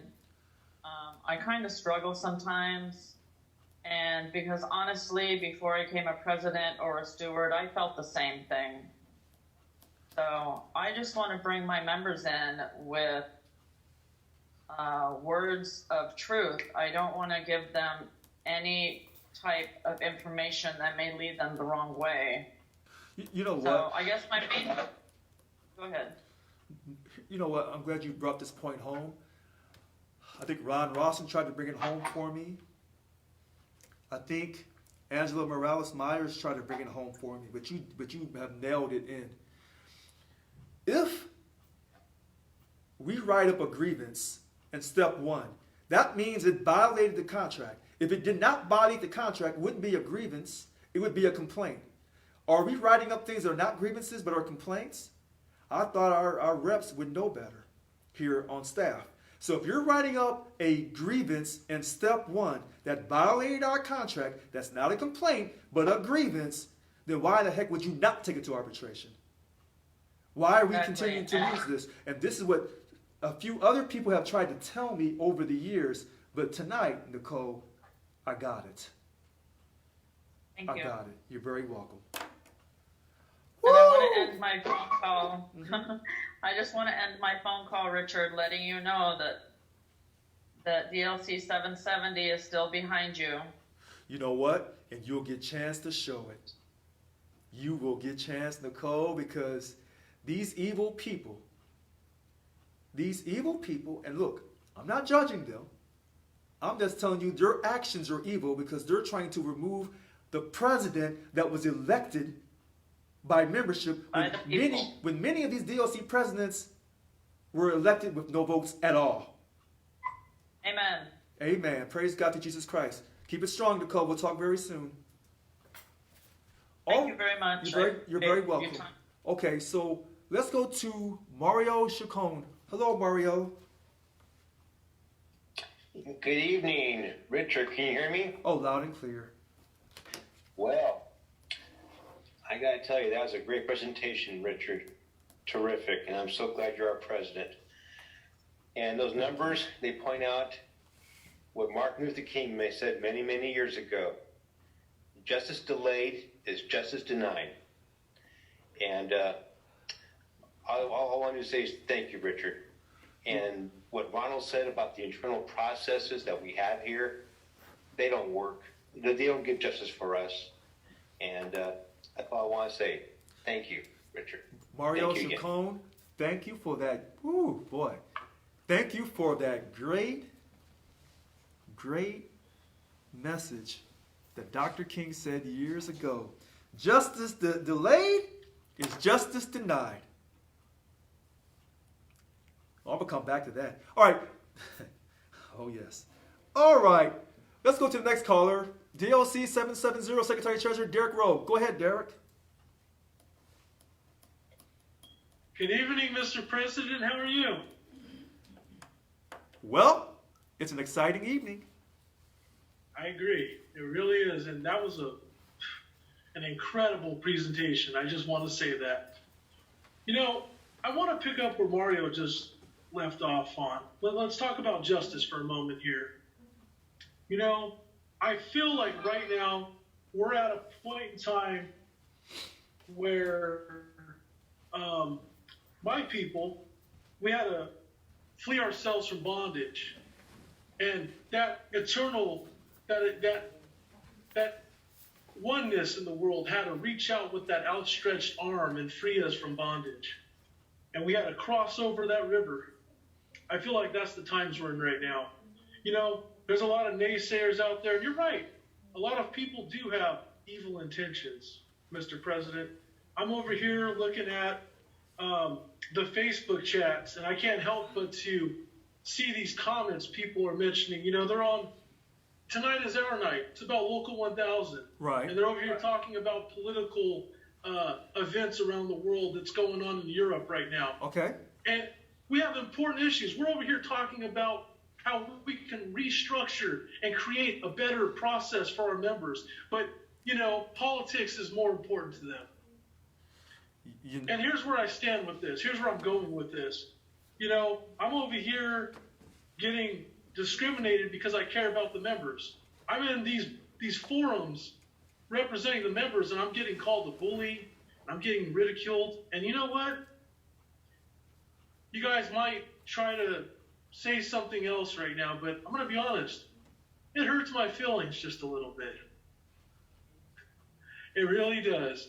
And I'm not worried about that because I know that divine intervention will come through one day, and it's going to reach with that outstretched arm as it did before, and it's going to pull all of us through. The light will come, and it will expose these evil and wicked, corrupt minds that have infiltrated our local for so long. And you know what? We're going to save Local 1000. Check it out. You guys all should check out Save Local 1000. It's a new and inspirational hope for a better tomorrow. It's a new segment we're doing. It's going to go live in 2 Thursdays from now. I'll reach out to the members more with the Zoom link, and I'm encouraging everyone on this call and everyone watching at home to join. We're going to save our Local 1000. We're going to create the best future we can possibly get to, because for too long, these PowerPoints have demonstrated that. I hear a lot of people talking about their voice doesn't matter. Why should I join my union? Why should I support my union? They're not fighting for me. Well, hey, as Ron mentioned earlier, he brought up a really good point. He touched a nerve there when I heard him speaking about how these people are at ball games, and, you know, maybe their lives are more important than ours. While we're over here struggling, dealing with a bad boss, or we have to go and put up with things we shouldn't have to put up with, maybe that's more important. Maybe they're out there living the best life they can up in the hills somewhere, while we have to live in the inner urban communities every night and go home. And while we're looking up at the hills where these people live out up in these palaces, it's important to them, but we don't matter. No, we all matter in this. You know what? Please join me. Thank you. You know what, Derek, thanks for calling in. I want to touch on that for a quick second. But I'm gonna go back to what Mario Chacon said: justice delayed, justice denied. Listen, Local 1000 will get some justice. Oh yes, it will. And I'm your president, and I'm guaranteeing you this. You wait till all this stuff comes out on these so-called leaders, some of these leaders in Local 1000. Derek talked about the urban communities, people struggling, living day to day. It's a funny thing about the urban communities, because the rural communities also have the same problem, but yet they keep us completely separated from each other and keep us in fear of each other. Because if they tell you that urban communities are all negative and they're all drug infested, poverty infected, bad schools, and all those people in the urban communities, you can't trust them. You can't trust those individuals. But we hear the same thing about the people in the country. We can't trust them either. They're all this and that too. And that's called a stereotype. This is Black History Month. I don't want to be stereotyped. And I don't want other people to be stereotyped either from the communities they come from. But I can tell you this. We have a few people in this union whose total job every day is to run me out of office. Next caller, Cheryl Butters.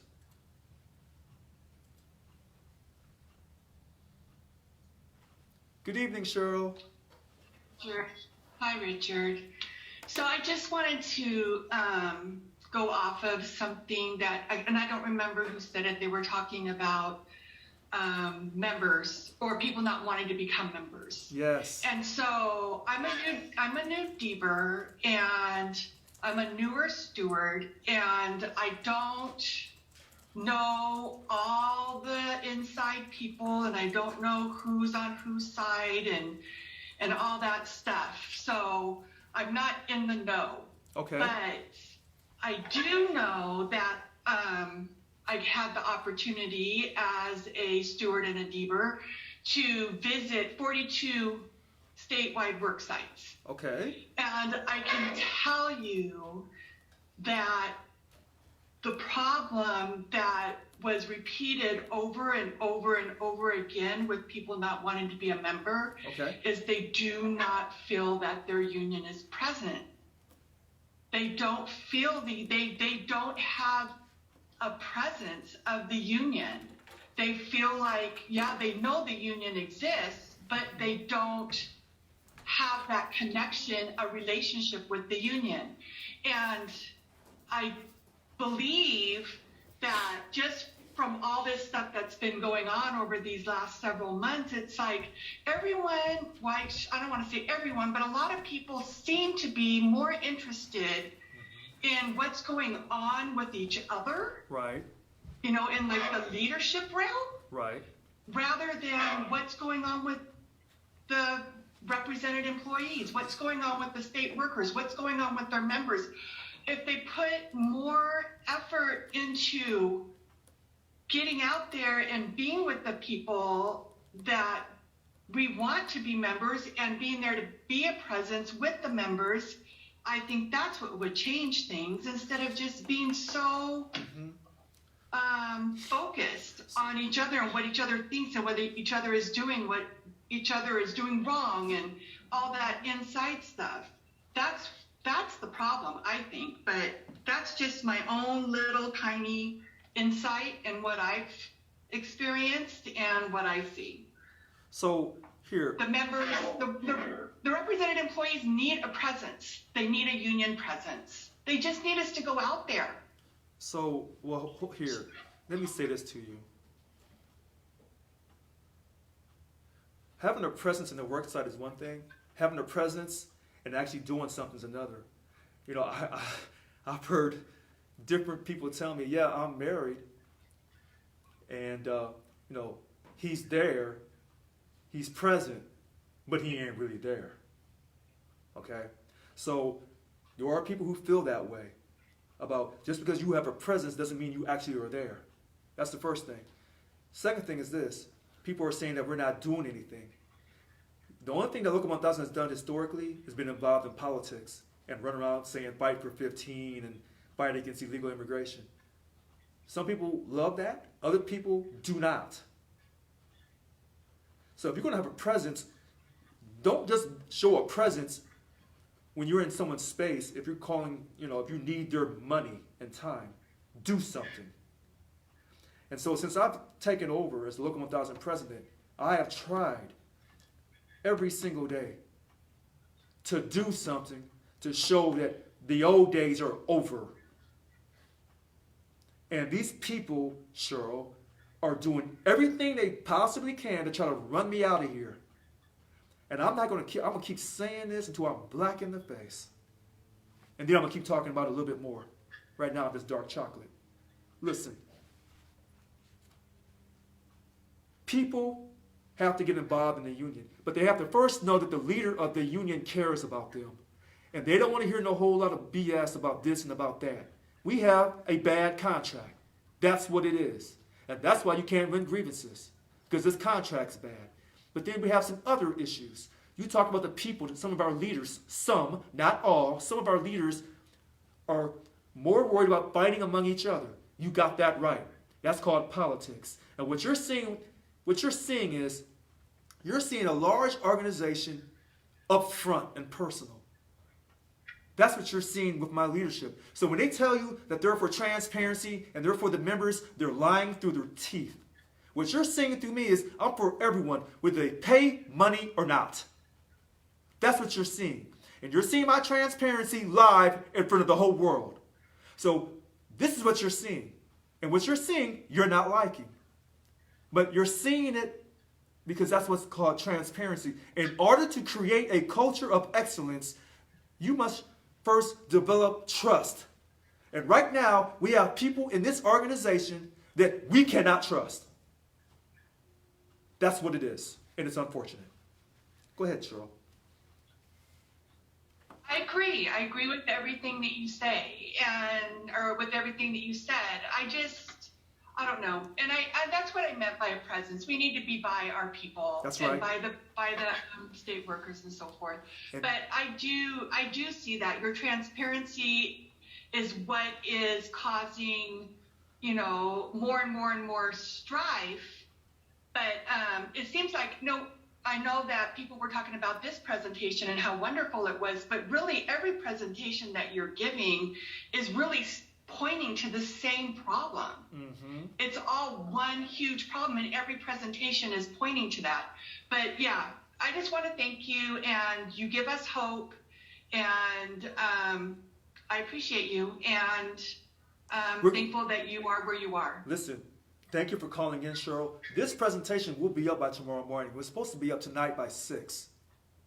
And I still can't figure out why it's not up tonight by 6. Yes, you did. No, I didn't. Okay, so here's the funny thing. I know when I send emails to people, I know what time I send it to them.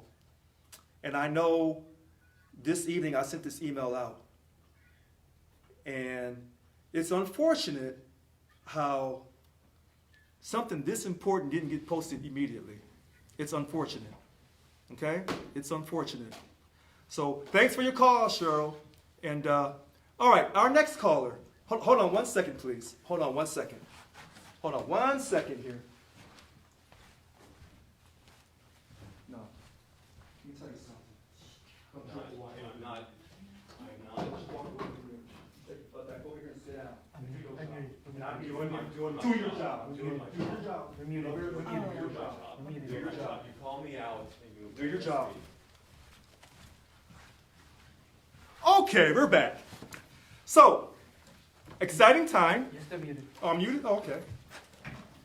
Okay, exciting times. Now,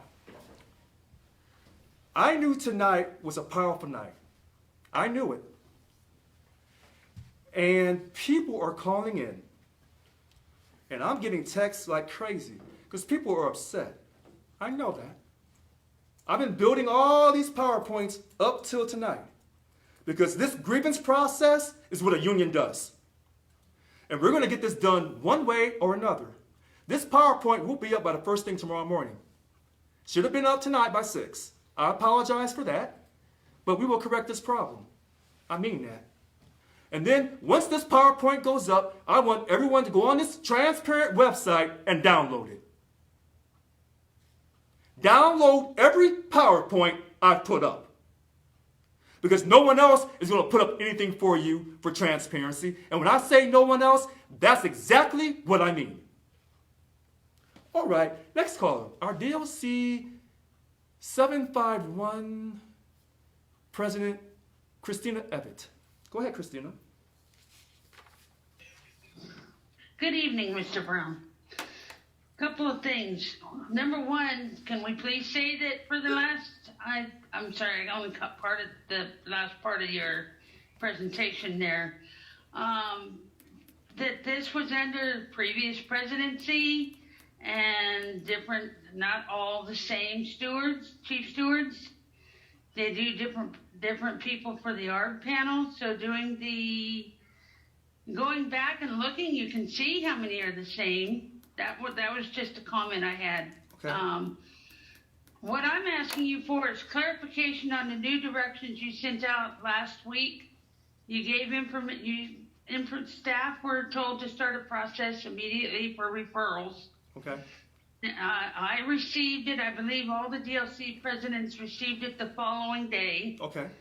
There seems to be a disconnect there because my staff is saying that they don't do anything until I now have to review it and tell them whether or not I want them to act on it. Right, so let me stop you right there for a second. We sent out a revised email that went out Monday, so there should be no confusion on this. But what's your next question?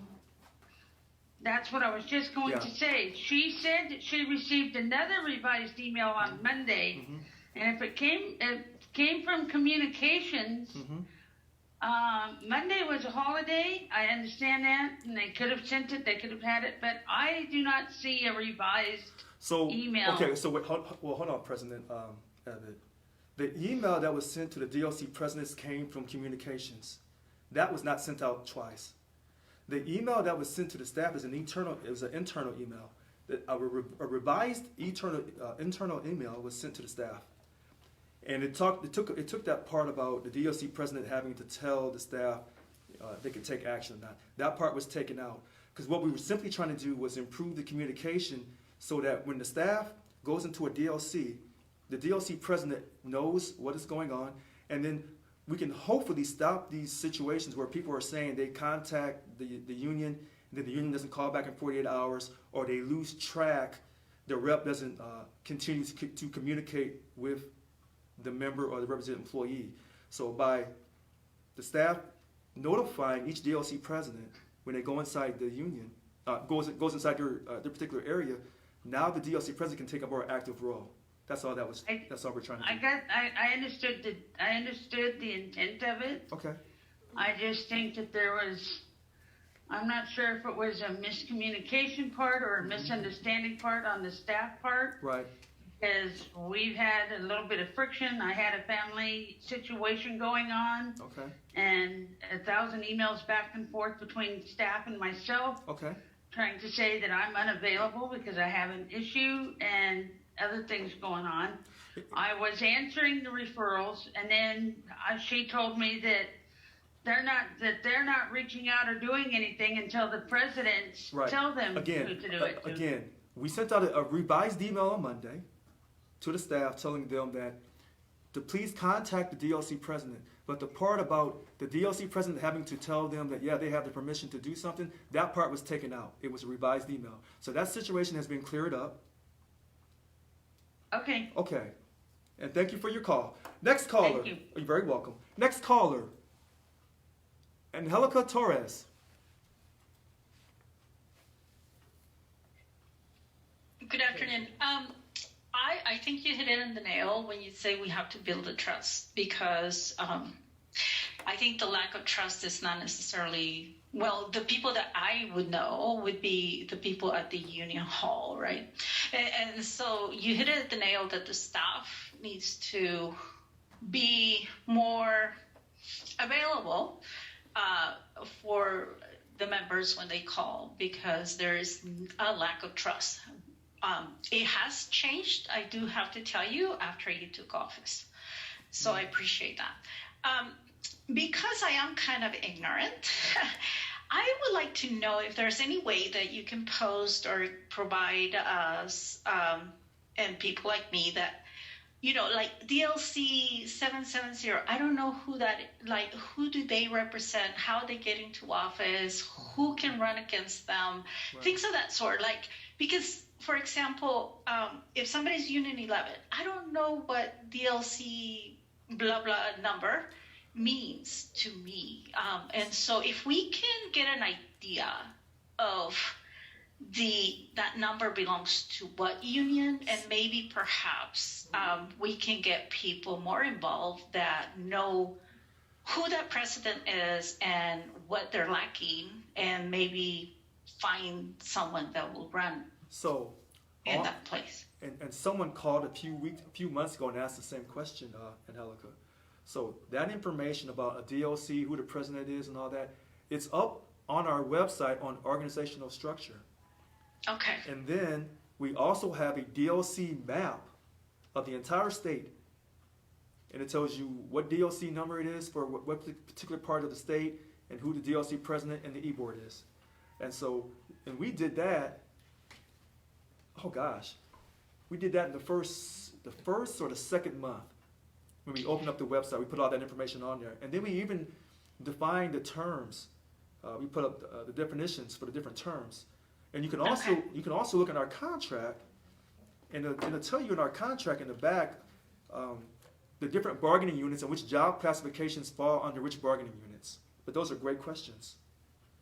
I really appreciate it. I will go back and look at the organization tree, because I was in there earlier today, and maybe I wasn't looking in the right place, but I appreciate it. I will go back in and look for more information. Thank you. Oh, you're very welcome. Thank you for your call. All right, next caller, Florence Stinger.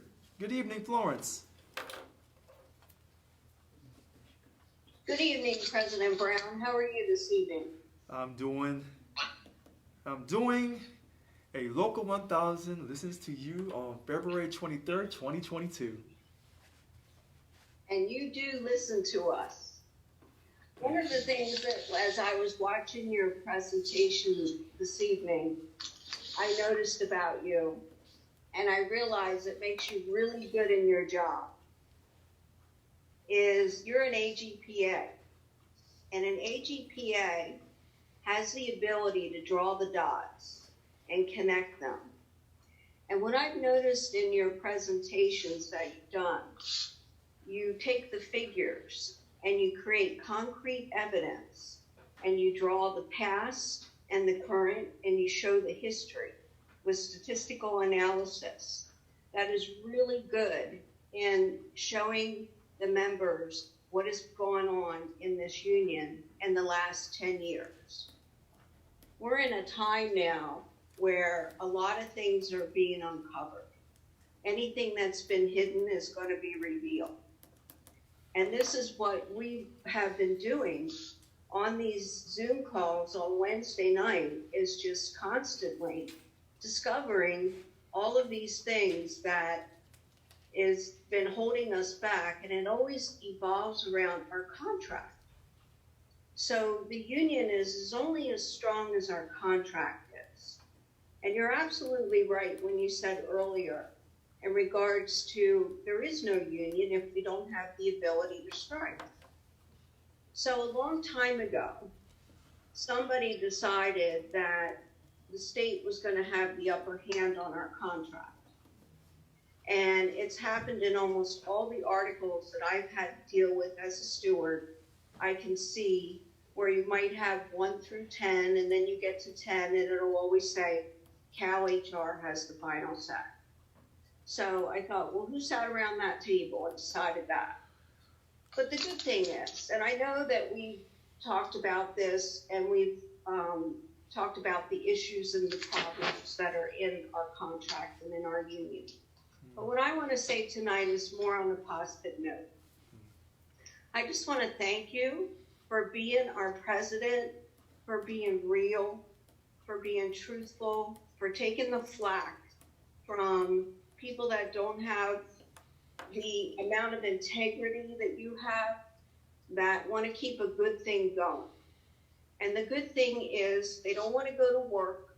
They just want to collect the union leave, and they don't want to fight for the members. And so when somebody comes in with a new agenda and is member-led and wants to defend the members, that other agenda is going to conflict. Whenever you start to uncover all of this, you know, I'm a nurse, so when in nursing, when you have a deep infested wound, there are like 4 different stages you have to go through to clean it out. And you have to keep debrising it, and eventually it has to heal from the inside out.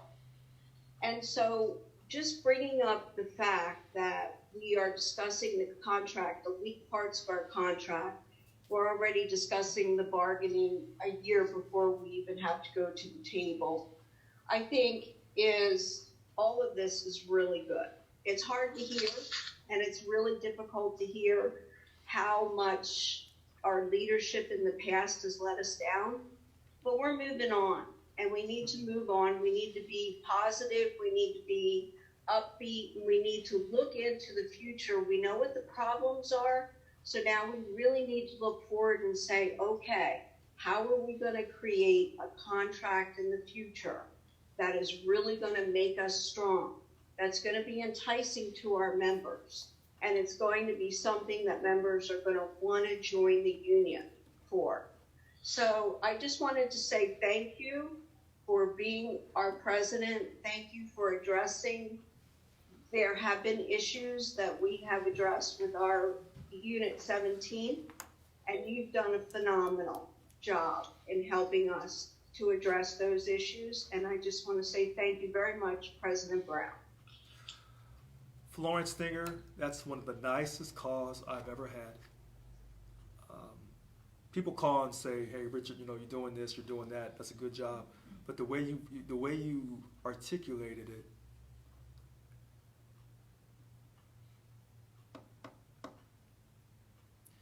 you know, Florence Stinger called during the aspect of the board meeting in December.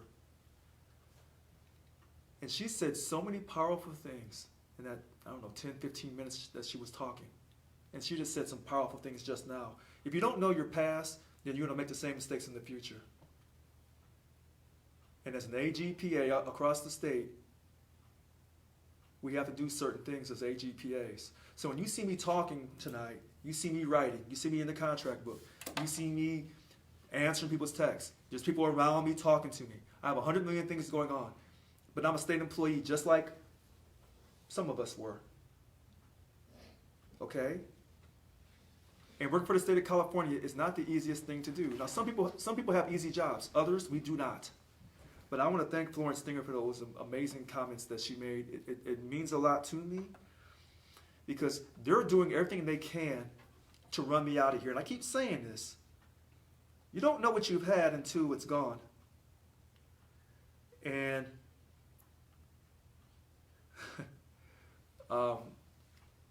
the transparency that I've given you, because some people tell you that they're transparent, but they're not. They tell you that they're for the members, but they're not. You know, and I don't know why it took me this long to get to this grievance process, but I had to talk about all the political stuff and all the money to get your attention. And then when I brought it home, tonight, after all these PowerPoints, and this is why I'm insistent, those PowerPoint slides go up, and people have to have the ability that when I'm talking about these PowerPoints, I want you to have the ability to go right to our website right now and pull that PowerPoint down and forward it to your colleagues in your workplace to help us build membership.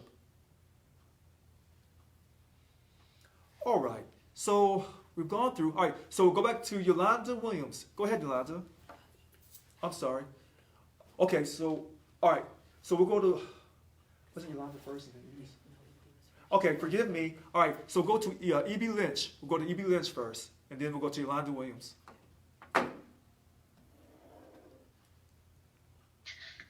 Thank you, President Brown, for taking my call. I appreciate your time. I appreciate everything that you are doing and have done for our union. You know, as you were speaking earlier, I was disheartened I really was, because we seem to be saying the same thing over and over and over again. And I would think that by now, I believe you've been in office for about 7 months, I believe it is. Okay. And by now, we would have gotten past this point. But unfortunately, we have not. Because I hear still that there are people out there who want to run you out of office. And I, for the life of me, I don't understand why. Because this is the most, I say over and over again, this is the most transparency that I know of that we've ever had. This is the most forward thinking that our union has been on a path towards. I just don't understand why we still have people who, and I agree that people are allowed to disagree with you. I agree on that. People are allowed to disagree with the president, the vice president, other stewards, and so forth. My problem is that their disagreement goes so far as to want to run you out of office.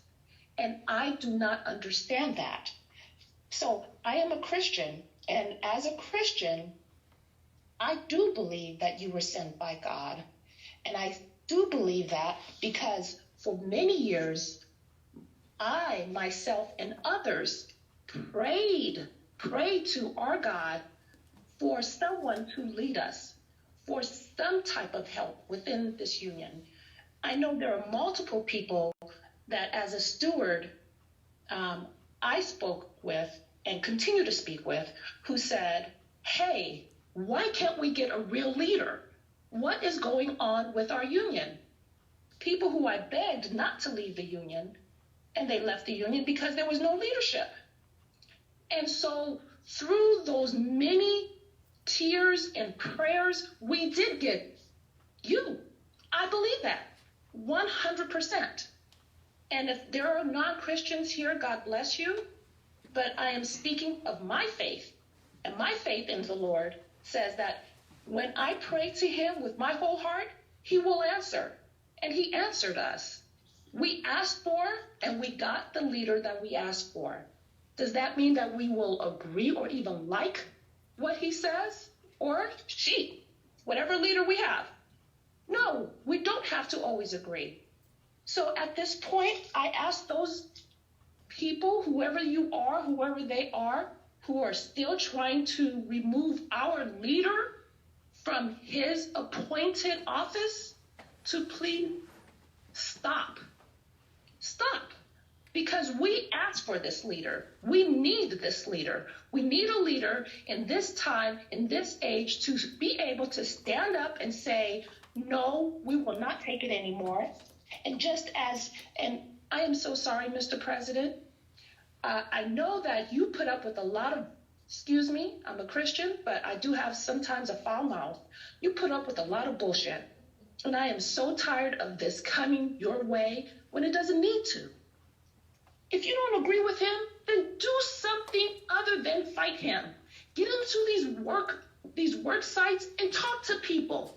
Help them. Do something for your members. Do something for those people who say that the union does not help, so I'm getting out. If you want to make true change, whether you're a DMC president, whether you're on an e-board, whether you're a steward, go out there and help your members. Because all I've seen, Mr. President, all I've seen you do is do just that. I've seen you go and talk to people. You've gone to work sites. You've put action to where your words are. And the problem is that we need people like you so we can trust in the words of our so-called leaders. Those leaders out there who say that they are representing us, well, okay, show it. Do something. Other than just fight against the leader that we prayed for, that I prayed for. Because you know what? I am Local 1000. Mr. President, you are Local 1000, and we are Local 1000, and we are saying we want you. We want change. We want something more than the status quo. And we're tired of people getting in our way when we're trying to get something more than we've had in the past. The past didn't work. If it worked, we wouldn't need a union. We would all be singing Kumbaya, but we're not. We're still talking about grievances, and we're still talking about bad bosses, and we're still talking about all those things that we were talking about 10 years ago when I joined. 10 years of the same bullshit. So let's try something different. You don't have to agree with the president. Just shut your mouth and work. That's it. That's it. You know, just like Moses had people, his own people, as he was leading them out of bondage, they begged him. They begged him to go back because they were looking back and saying, well, at least in bondage, at least when we were in Egypt, we got fed, but you were in bondage. So those are the leaders who still want us to go back to bondage, who still want us to be tied to the status quo. Those leaders, if you wish to go back, then please do so on your own and let us move forward to the promised land, because that's all we're asking. That is it. And Mr. President, like the previous caller said, I thank you. I thank you for all that you've done for us, because it's a lot. And people don't appreciate what they have until it's gone. Well, I'm going to appreciate it now while I have it, and I'm going to say thank you, and I hope more people do instead of say, because if you want our trust, then you need to put some action. You want to show true love. Love is an action word. It's not a word that you just say. It's a word you do. So that's all I have to say. Mr. President, you're doing a great job. Keep it up. And for those of you who think you're going to take out our president without us fighting, well, you got another thing coming. Thank you, Mr. President.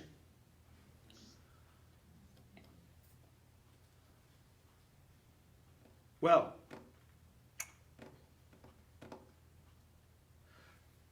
let me see if I can unpack this as quickly as I can before I go to the next caller. Evatt said I was sent by God. To those who don't practice Christianity, as I say, Ishmael and Isaac, I love you, and I am your equal, and I am not better than you. And even though I say the Son of God is Jesus Christ, and you say, Richard, moving too fast, he hasn't come yet, I respect that. To those who don't believe in the big three, who have their own religious beliefs, I see and respect you, and I'm not going to judge you. We're all trying to get keys to the afterlife, eternal life. To those who don't believe in any type of higher power, I would still love and respect you. That's the golden rule. Hopefully that takes care of that. And I did have a dream from God that I would win this election.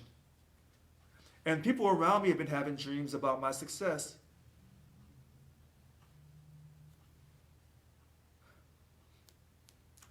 Okay? That's that part.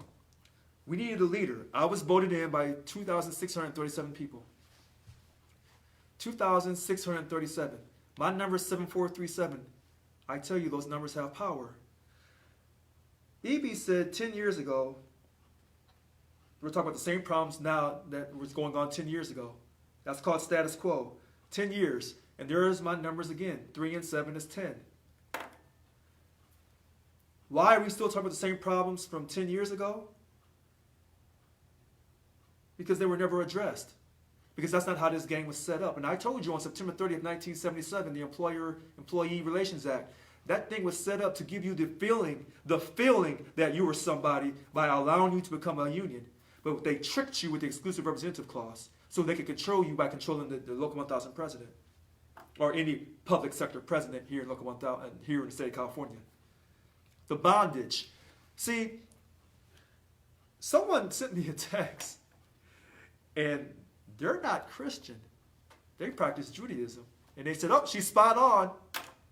Talking about Exodus. Bondage. See, there are certain people who will either keep you in bondage than give you hope for a better life. Some people will stay in your life and complain and criticize everything you do, but when you ask them to help you do something better, they don't have the answers. Now, some people call them evil people. I call them evil people because of their actions. There are certain people in this union who want to continue to destroy this union and keep it the way it has always been.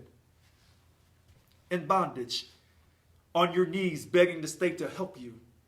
That means you're not a union. Let me stop there. Let me stop there. Because I want to make sure that other people get a chance to talk. All right, so the newest caller who hasn't talked before is DOC 792 President Jack Dean. Jack Dean.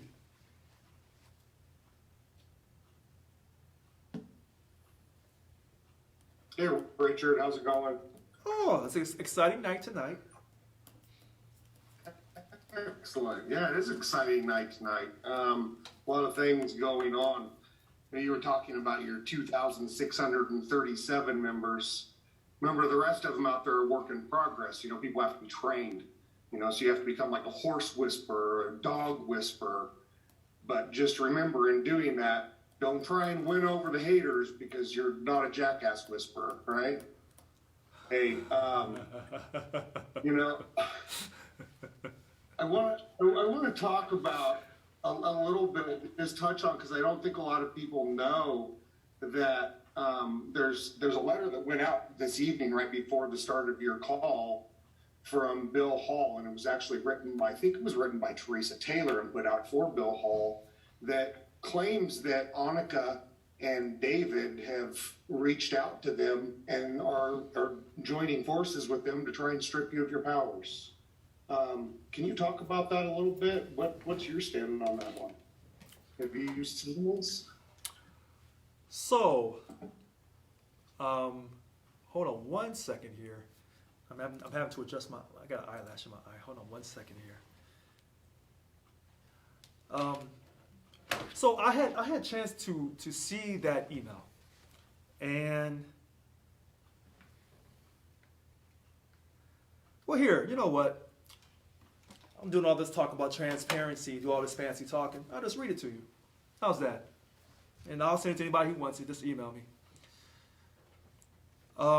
Hi, folks. Bill Hall asked me to send out this board of directors, send this out to the board of directors for him, Teresa Taylor. And it looks like it went out at 6:08 p.m. And it says, he still referenced himself as the chair, SEIU 1000. That's a lie. All right, so here it is. I want to give everyone a real-time update. It has been a little crazy right now. VP Annika and David called me today, and they felt there was no time to waste to get rid of Richard Lewis Brown and remove him using the policy file Article 9.0.04, suspension of president, which provides, if in the opinion, listen to this, in the opinion of the Vice President, Secretary Treasurer, Vice President Organizing and Representation, and Vice President for Bargaining, the action of the President is such to impose an immediate threat to the welfare of Local 1000, the other officers may summarily suspend the President until the procedures established in the policy file are concluded. If written charges are not filed within 10 days, the suspension is terminated. Unfortunately, they don't truly understand how Article 9.0.04 works, that the 3 VPs would still have to go to court to finalize this action. We have been down that road before, and it was ineffective in the short term. Further, it is just a suspension of the President, not his removal. Now, we'll stop there for a second. I know a lot of people thought that the VPs, Annika Walls and David Jimenez, were working with me and supporting me. So this email catches me by surprise. We all know the VP of Bargaining, Irene Green. We all know how she is. She ran and lost 18-12 at the illegal out-of-order improper board meeting on October the 18th at the headquarters of the Democratic Party here in downtown Sacramento. So we know how she feels. Now, we don't know if this information is true or not, but obviously it must be true because Teresa Taylor has the audacity to send this out to the entire board. To the entire board. Now, maybe David and Annika are watching, they'll call in or something, I don't know. But since the DOC president has asked, I'll just read it to you. And then it further says, as President Brown has done in the past, he can and likely will just ignore the requirements of the policy file, which in this case would result in his immediate suspension. Now, it's funny they say about ignore the policy file, because they ignored the policy file when they had their legal board meeting. And then it says in the opinion that I'm a threat to the welfare of Local 1000. Well, I'm not a threat to Local 1000. Well, maybe after tonight's PowerPoint I am. Maybe I am a threat. A threat because I'm telling you the truth about the mistakes of the past. Maybe I am a threat because I'm an educated, college-educated black man. And I serve this country. So maybe I am a threat to the country. Because the last time I checked, when they were doing the Black Lives Matter movement, they were saying people who look like me were a threat to the country. That's what they're saying. That I'm a threat to the country. Whether I'm driving or whether I'm leading a public sector union, I'm a threat to the country.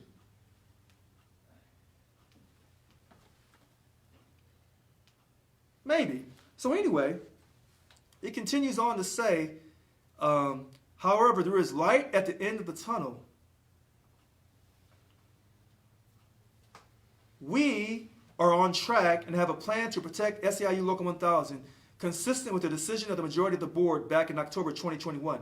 Well, the majority of the board back in 2021 at the illegal board meeting that they violated the policy file, and I hope they hear this. Because, it's a good chance that, they won't come to their senses because they have a lack of love and respect for themselves. That's my personal opinion. And that they want to keep the status quo for this union and keep you in bondage, as EB has stated, keep you in bondage and keep you as a slave. This is Black History Month. They want to keep you as a slave, keep you as a child on your hands and knees begging the state of California for your dignity. That's what they want to do to you. That is what they want you to be like. Praise God to Jesus Christ. I'm not mad. I'm just talking. We're just communicating. That's all we're doing. Let's finish the rest of this email. Our timeline is to be in the Sacramento Superior Court by the middle of next week on an urgent hearing to get this resolved. Oh, really? Okay. They served a lawsuit to the union. And then they named me in a lawsuit as well. Now it says here, while we likely ignore the three VPs, President Brown cannot ignore the power of a court order, and we are on track to get that protective order. So they're telling you that I'm the problem with the Local 1000. I hope every person tonight hears this on Black History Month. See, God has a way of delivering things. God has a way of being on time when you think he's not on time. And so in Black History Month, when black people came to this country as slaves because they, quote, enslaved the African, you're seeing the same thing being played out right now. And I wish somebody would call me out. I wish you would. But my faith in God through Jesus Christ, I'm going to keep pushing. In front of you. Let's move on. VPs David Jimenez and Angelica Torres may call for a special board meeting as they are in damage control after supporting Brown today. Number one, they can't call a special board meeting. That's the first thing, because they'd be doing the same dumb move that they did in October with Bill Hall and Teresa Taylor. That's the first thing. And I don't think David Jimenez and Angelica Torres are dumb people. They're very intelligent people. It's unfortunate. It says here, they do not support or agree with the board action on October 17th and 18th. Hold on. Don't make this fight around race, even though it's true. You lose some supporters. Let me tell you something, the person who sent this to me. If I lose some supporters because I make it about race, then I lose you. See, you can't break this chocolate. If you don't like the fact of what I just said about race, then kick rocks. See, I ain't no sellout. See, some of these so-called black folks in America are sellouts. You give them a little bit of money, a little bit of power, and they'll sell your ass right down the river. Like some Africans did other Africans in Africa. I ain't no sellout, I ain't no punk. I'm that real mama's black boy. See, some people tell you they're African American, and then the first chance they get, they kick you in your back. I'm a brother. I ain't gonna do you that way.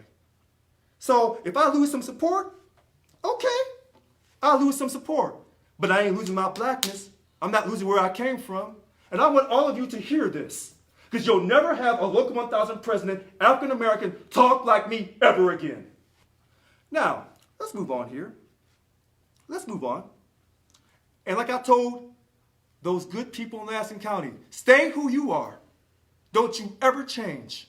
Because I'm going to stay who I am. I know how I was raised, and I know how the folks in Lansing County was raised, and I respect them. Moving on. Now it says here at the end, through solidarity, we get back on track for the protection of our members and our union. I am with you. William Bill Hall, Chair of the Board, SIU Local 1000. Okay, Jack, you still there? Unmute Jack, please.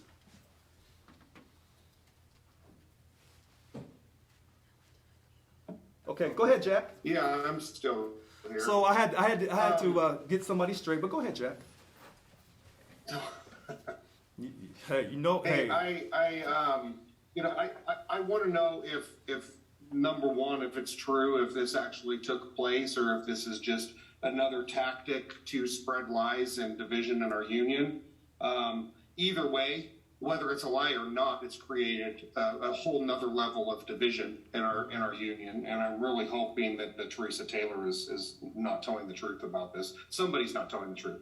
Anyway, I think maybe everybody should reach out to Annika and David and talk to them about this, let them know how they feel about it, and maybe have the discussion and see where that discussion leads. Make sure that they understand that they're supporting an entire membership, not just one side of it. That's all I got. I hope you have a great night, Richard. Hey, you know what? I'm actually really in a good mood. I'm glad you called in, DOC 792 President Jack Dean. I'm glad you brought this up. And, people have to be exposed for who they are. And a lot of people have asked me questions over the last several months about who's supporting me and who's not as far as the leadership in this union. Trust me, I know who they are. And I'm glad that all this came up in Black History Month. Because so many black people across this country, I'm going to give a tidbit to those outside the black community. So many black folks say that they're down for the cause. Let me tell you something. There's a certain percentage of black folks who ain't down for the cause and never will be, because that's not how they were created.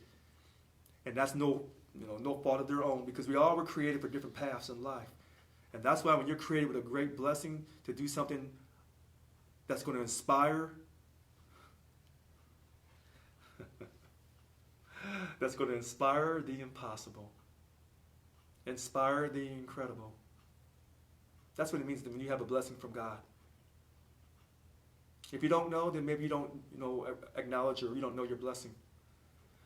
But, when people say, hey, be careful how you say things about race because you may lose some supporters. Let me tell you something. People who are worried about losing supporters are politicians. I'm not a politician, even though I fill a political position. I'm proud to be African American. And maybe that's what should have been going out in those email blasts about African Americans in history. When you have one in front of you, that was probably the most important one you'll ever be around. All right. So, next caller, Michael Mendoza.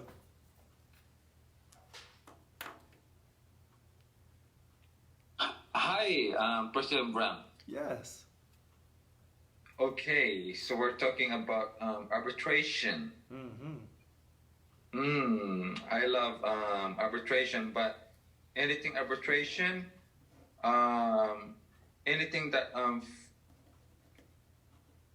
anything about discrimination and retaliation. Assembly Bill 51. Assembly Bill 51. Please take note. It doesn't have to be arbitration. You can go straight external agency.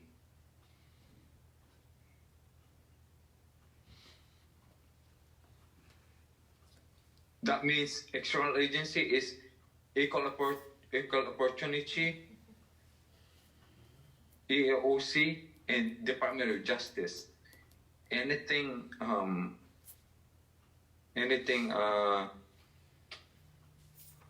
discrimination, you can go external agency. You don't need to be with arbitration. Please. You know what, Michael? I'm glad you called it and you said that. It's the law. No, I understand that. But I'm glad that you called in and said that, because some people know that when it comes to discrimination and sexism and other issues. You can go through the EEOC, you can go to the Department of Fair Employment and Housing, DFEH as well. But here's the rest of the story. Some people are convinced that the EEOC is not on the up and up. That's the first thing. The second thing is this. If I can go on these situations and not got to go through arbitration, but I can go to the EEOC or the Department of Fair Employment and Housing or the Department of Justice, then why am I paying you? Why have I been paying this organization if I can go through these other routes? Then I don't need to pay you. And this is where your argument hits a roadblock. I shouldn't have to go through somebody else if I'm paying you. If I'm paying you, then you do all that work for me. So people have some strong opinions about this. Let me tell you. Yes, sir. I go to AAOC. Mm-hmm. If after Cal HR cannot reply to me, right, they can go to AAOC, external agency, because let me tell you this. I exhaust all the administrative remedies internally. Mm-hmm. They don't reply to me, go to AAOC. And the AAOC will investigate. Right. They cannot do anything. The state have a lot of resources. And they will say, okay, go to DOJ. Mm-hmm. And DOJ will say, okay, we'll take litigation. So, Michael, if that was the case, and it was so successful, then why are people even paying money to the union? Why aren't they not doing this and they're winning these cases to make the state of California treat us with more respect and dignity? Because the last time I checked... Okay. Because Cal HR won't reply to me. No, if the process of going through EEOC or Department of Fair Employment and Housing was so easy and successful, then why does the state continue to, quote, give us this type of relationship if it was so successful? It's not. And that's what people are saying. Then why I need to have arbitration right there? Right. Well, and that's another alternative. But this fact that when people are paying every month on time their dues, and you may pay dues for 20, 25 years and not even need the union, but the time you do need the union, they're paying all that money for that period of time, and then they tell you that we're not going to take it to arbitration. You could have saved that money. You could have saved that. Brown, yes, sir. Fight for us. That's exactly what I'm doing, and I'll continue to do that. And when people say that I'm not doing anything, no, I've already shown you by not accepting the total agreement that they try to force down our throats. I've already shown you by the COVID settlement agreement that kept the people who were outside the healthcare facilities, outside the prison, from having to be mandatory vaccinated back in July. But people have forgotten that. But that's okay. President Brown. Mm-hmm. Fight for us and don't let state abuse us. That's exactly what I am doing. And really, the only abuse that I'm getting ain't from the state of California. The abuse I'm getting right now is from my own union. But thanks for your call. All right, next caller. DLC 772 President Mary Dela Cruz.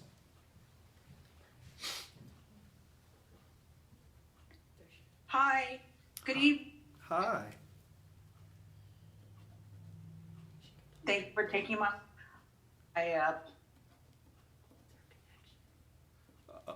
Oh, wait, your connection may be a little off. Mary?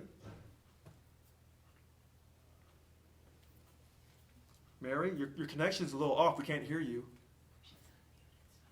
Okay, so you're unmuted, so when you start talking, I'll let you know as soon as I hear you.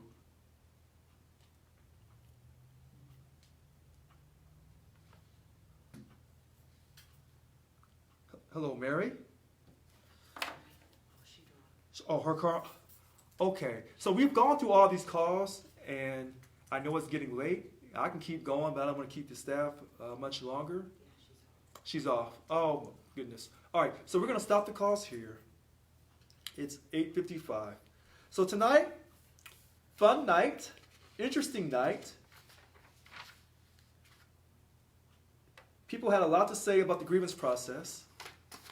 Remember when I've always told you that the only thing a union should do is enforce their contract through the grievance process and negotiate for a substantial pay increase and to ensure that their dignity is not controlled by CalHR or by the state of California.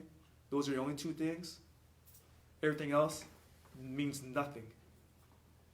And so people say, well, the other stuff means something because it helps you get a quality contract. All of these years, Local 1000 has never had a quality contract. All of these years, we've never enforced our contract when it comes to the timely payment of our wages. All of these years. And I've said this over and over and over again. You keep doing the same thing, but you're expecting a different result. So someone texted me and said, well, that's what Albert Einstein said. Albert Einstein's a pretty smart guy. At least that's what they tell us. Yeah. So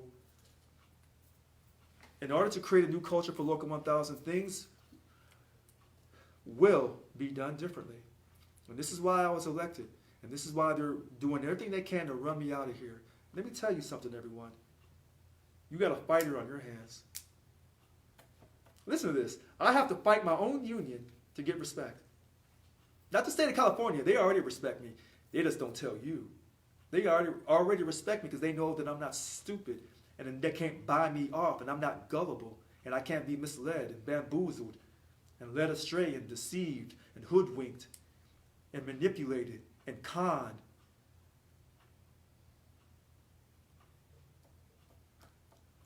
But in my own union, these people are doing everything they can to run me out of here.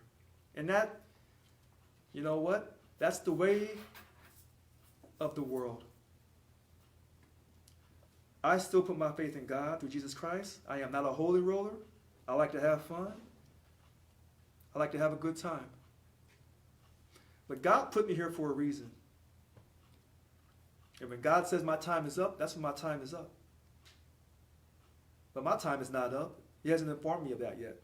When he does, you'll know. All right, 8:57, 8:58. We're done for the evening. I am Richard Lewis Brown. Local 1000 listens to you on February 23rd of 2022 at 8:58. Make it a great evening in the state of California. Good night.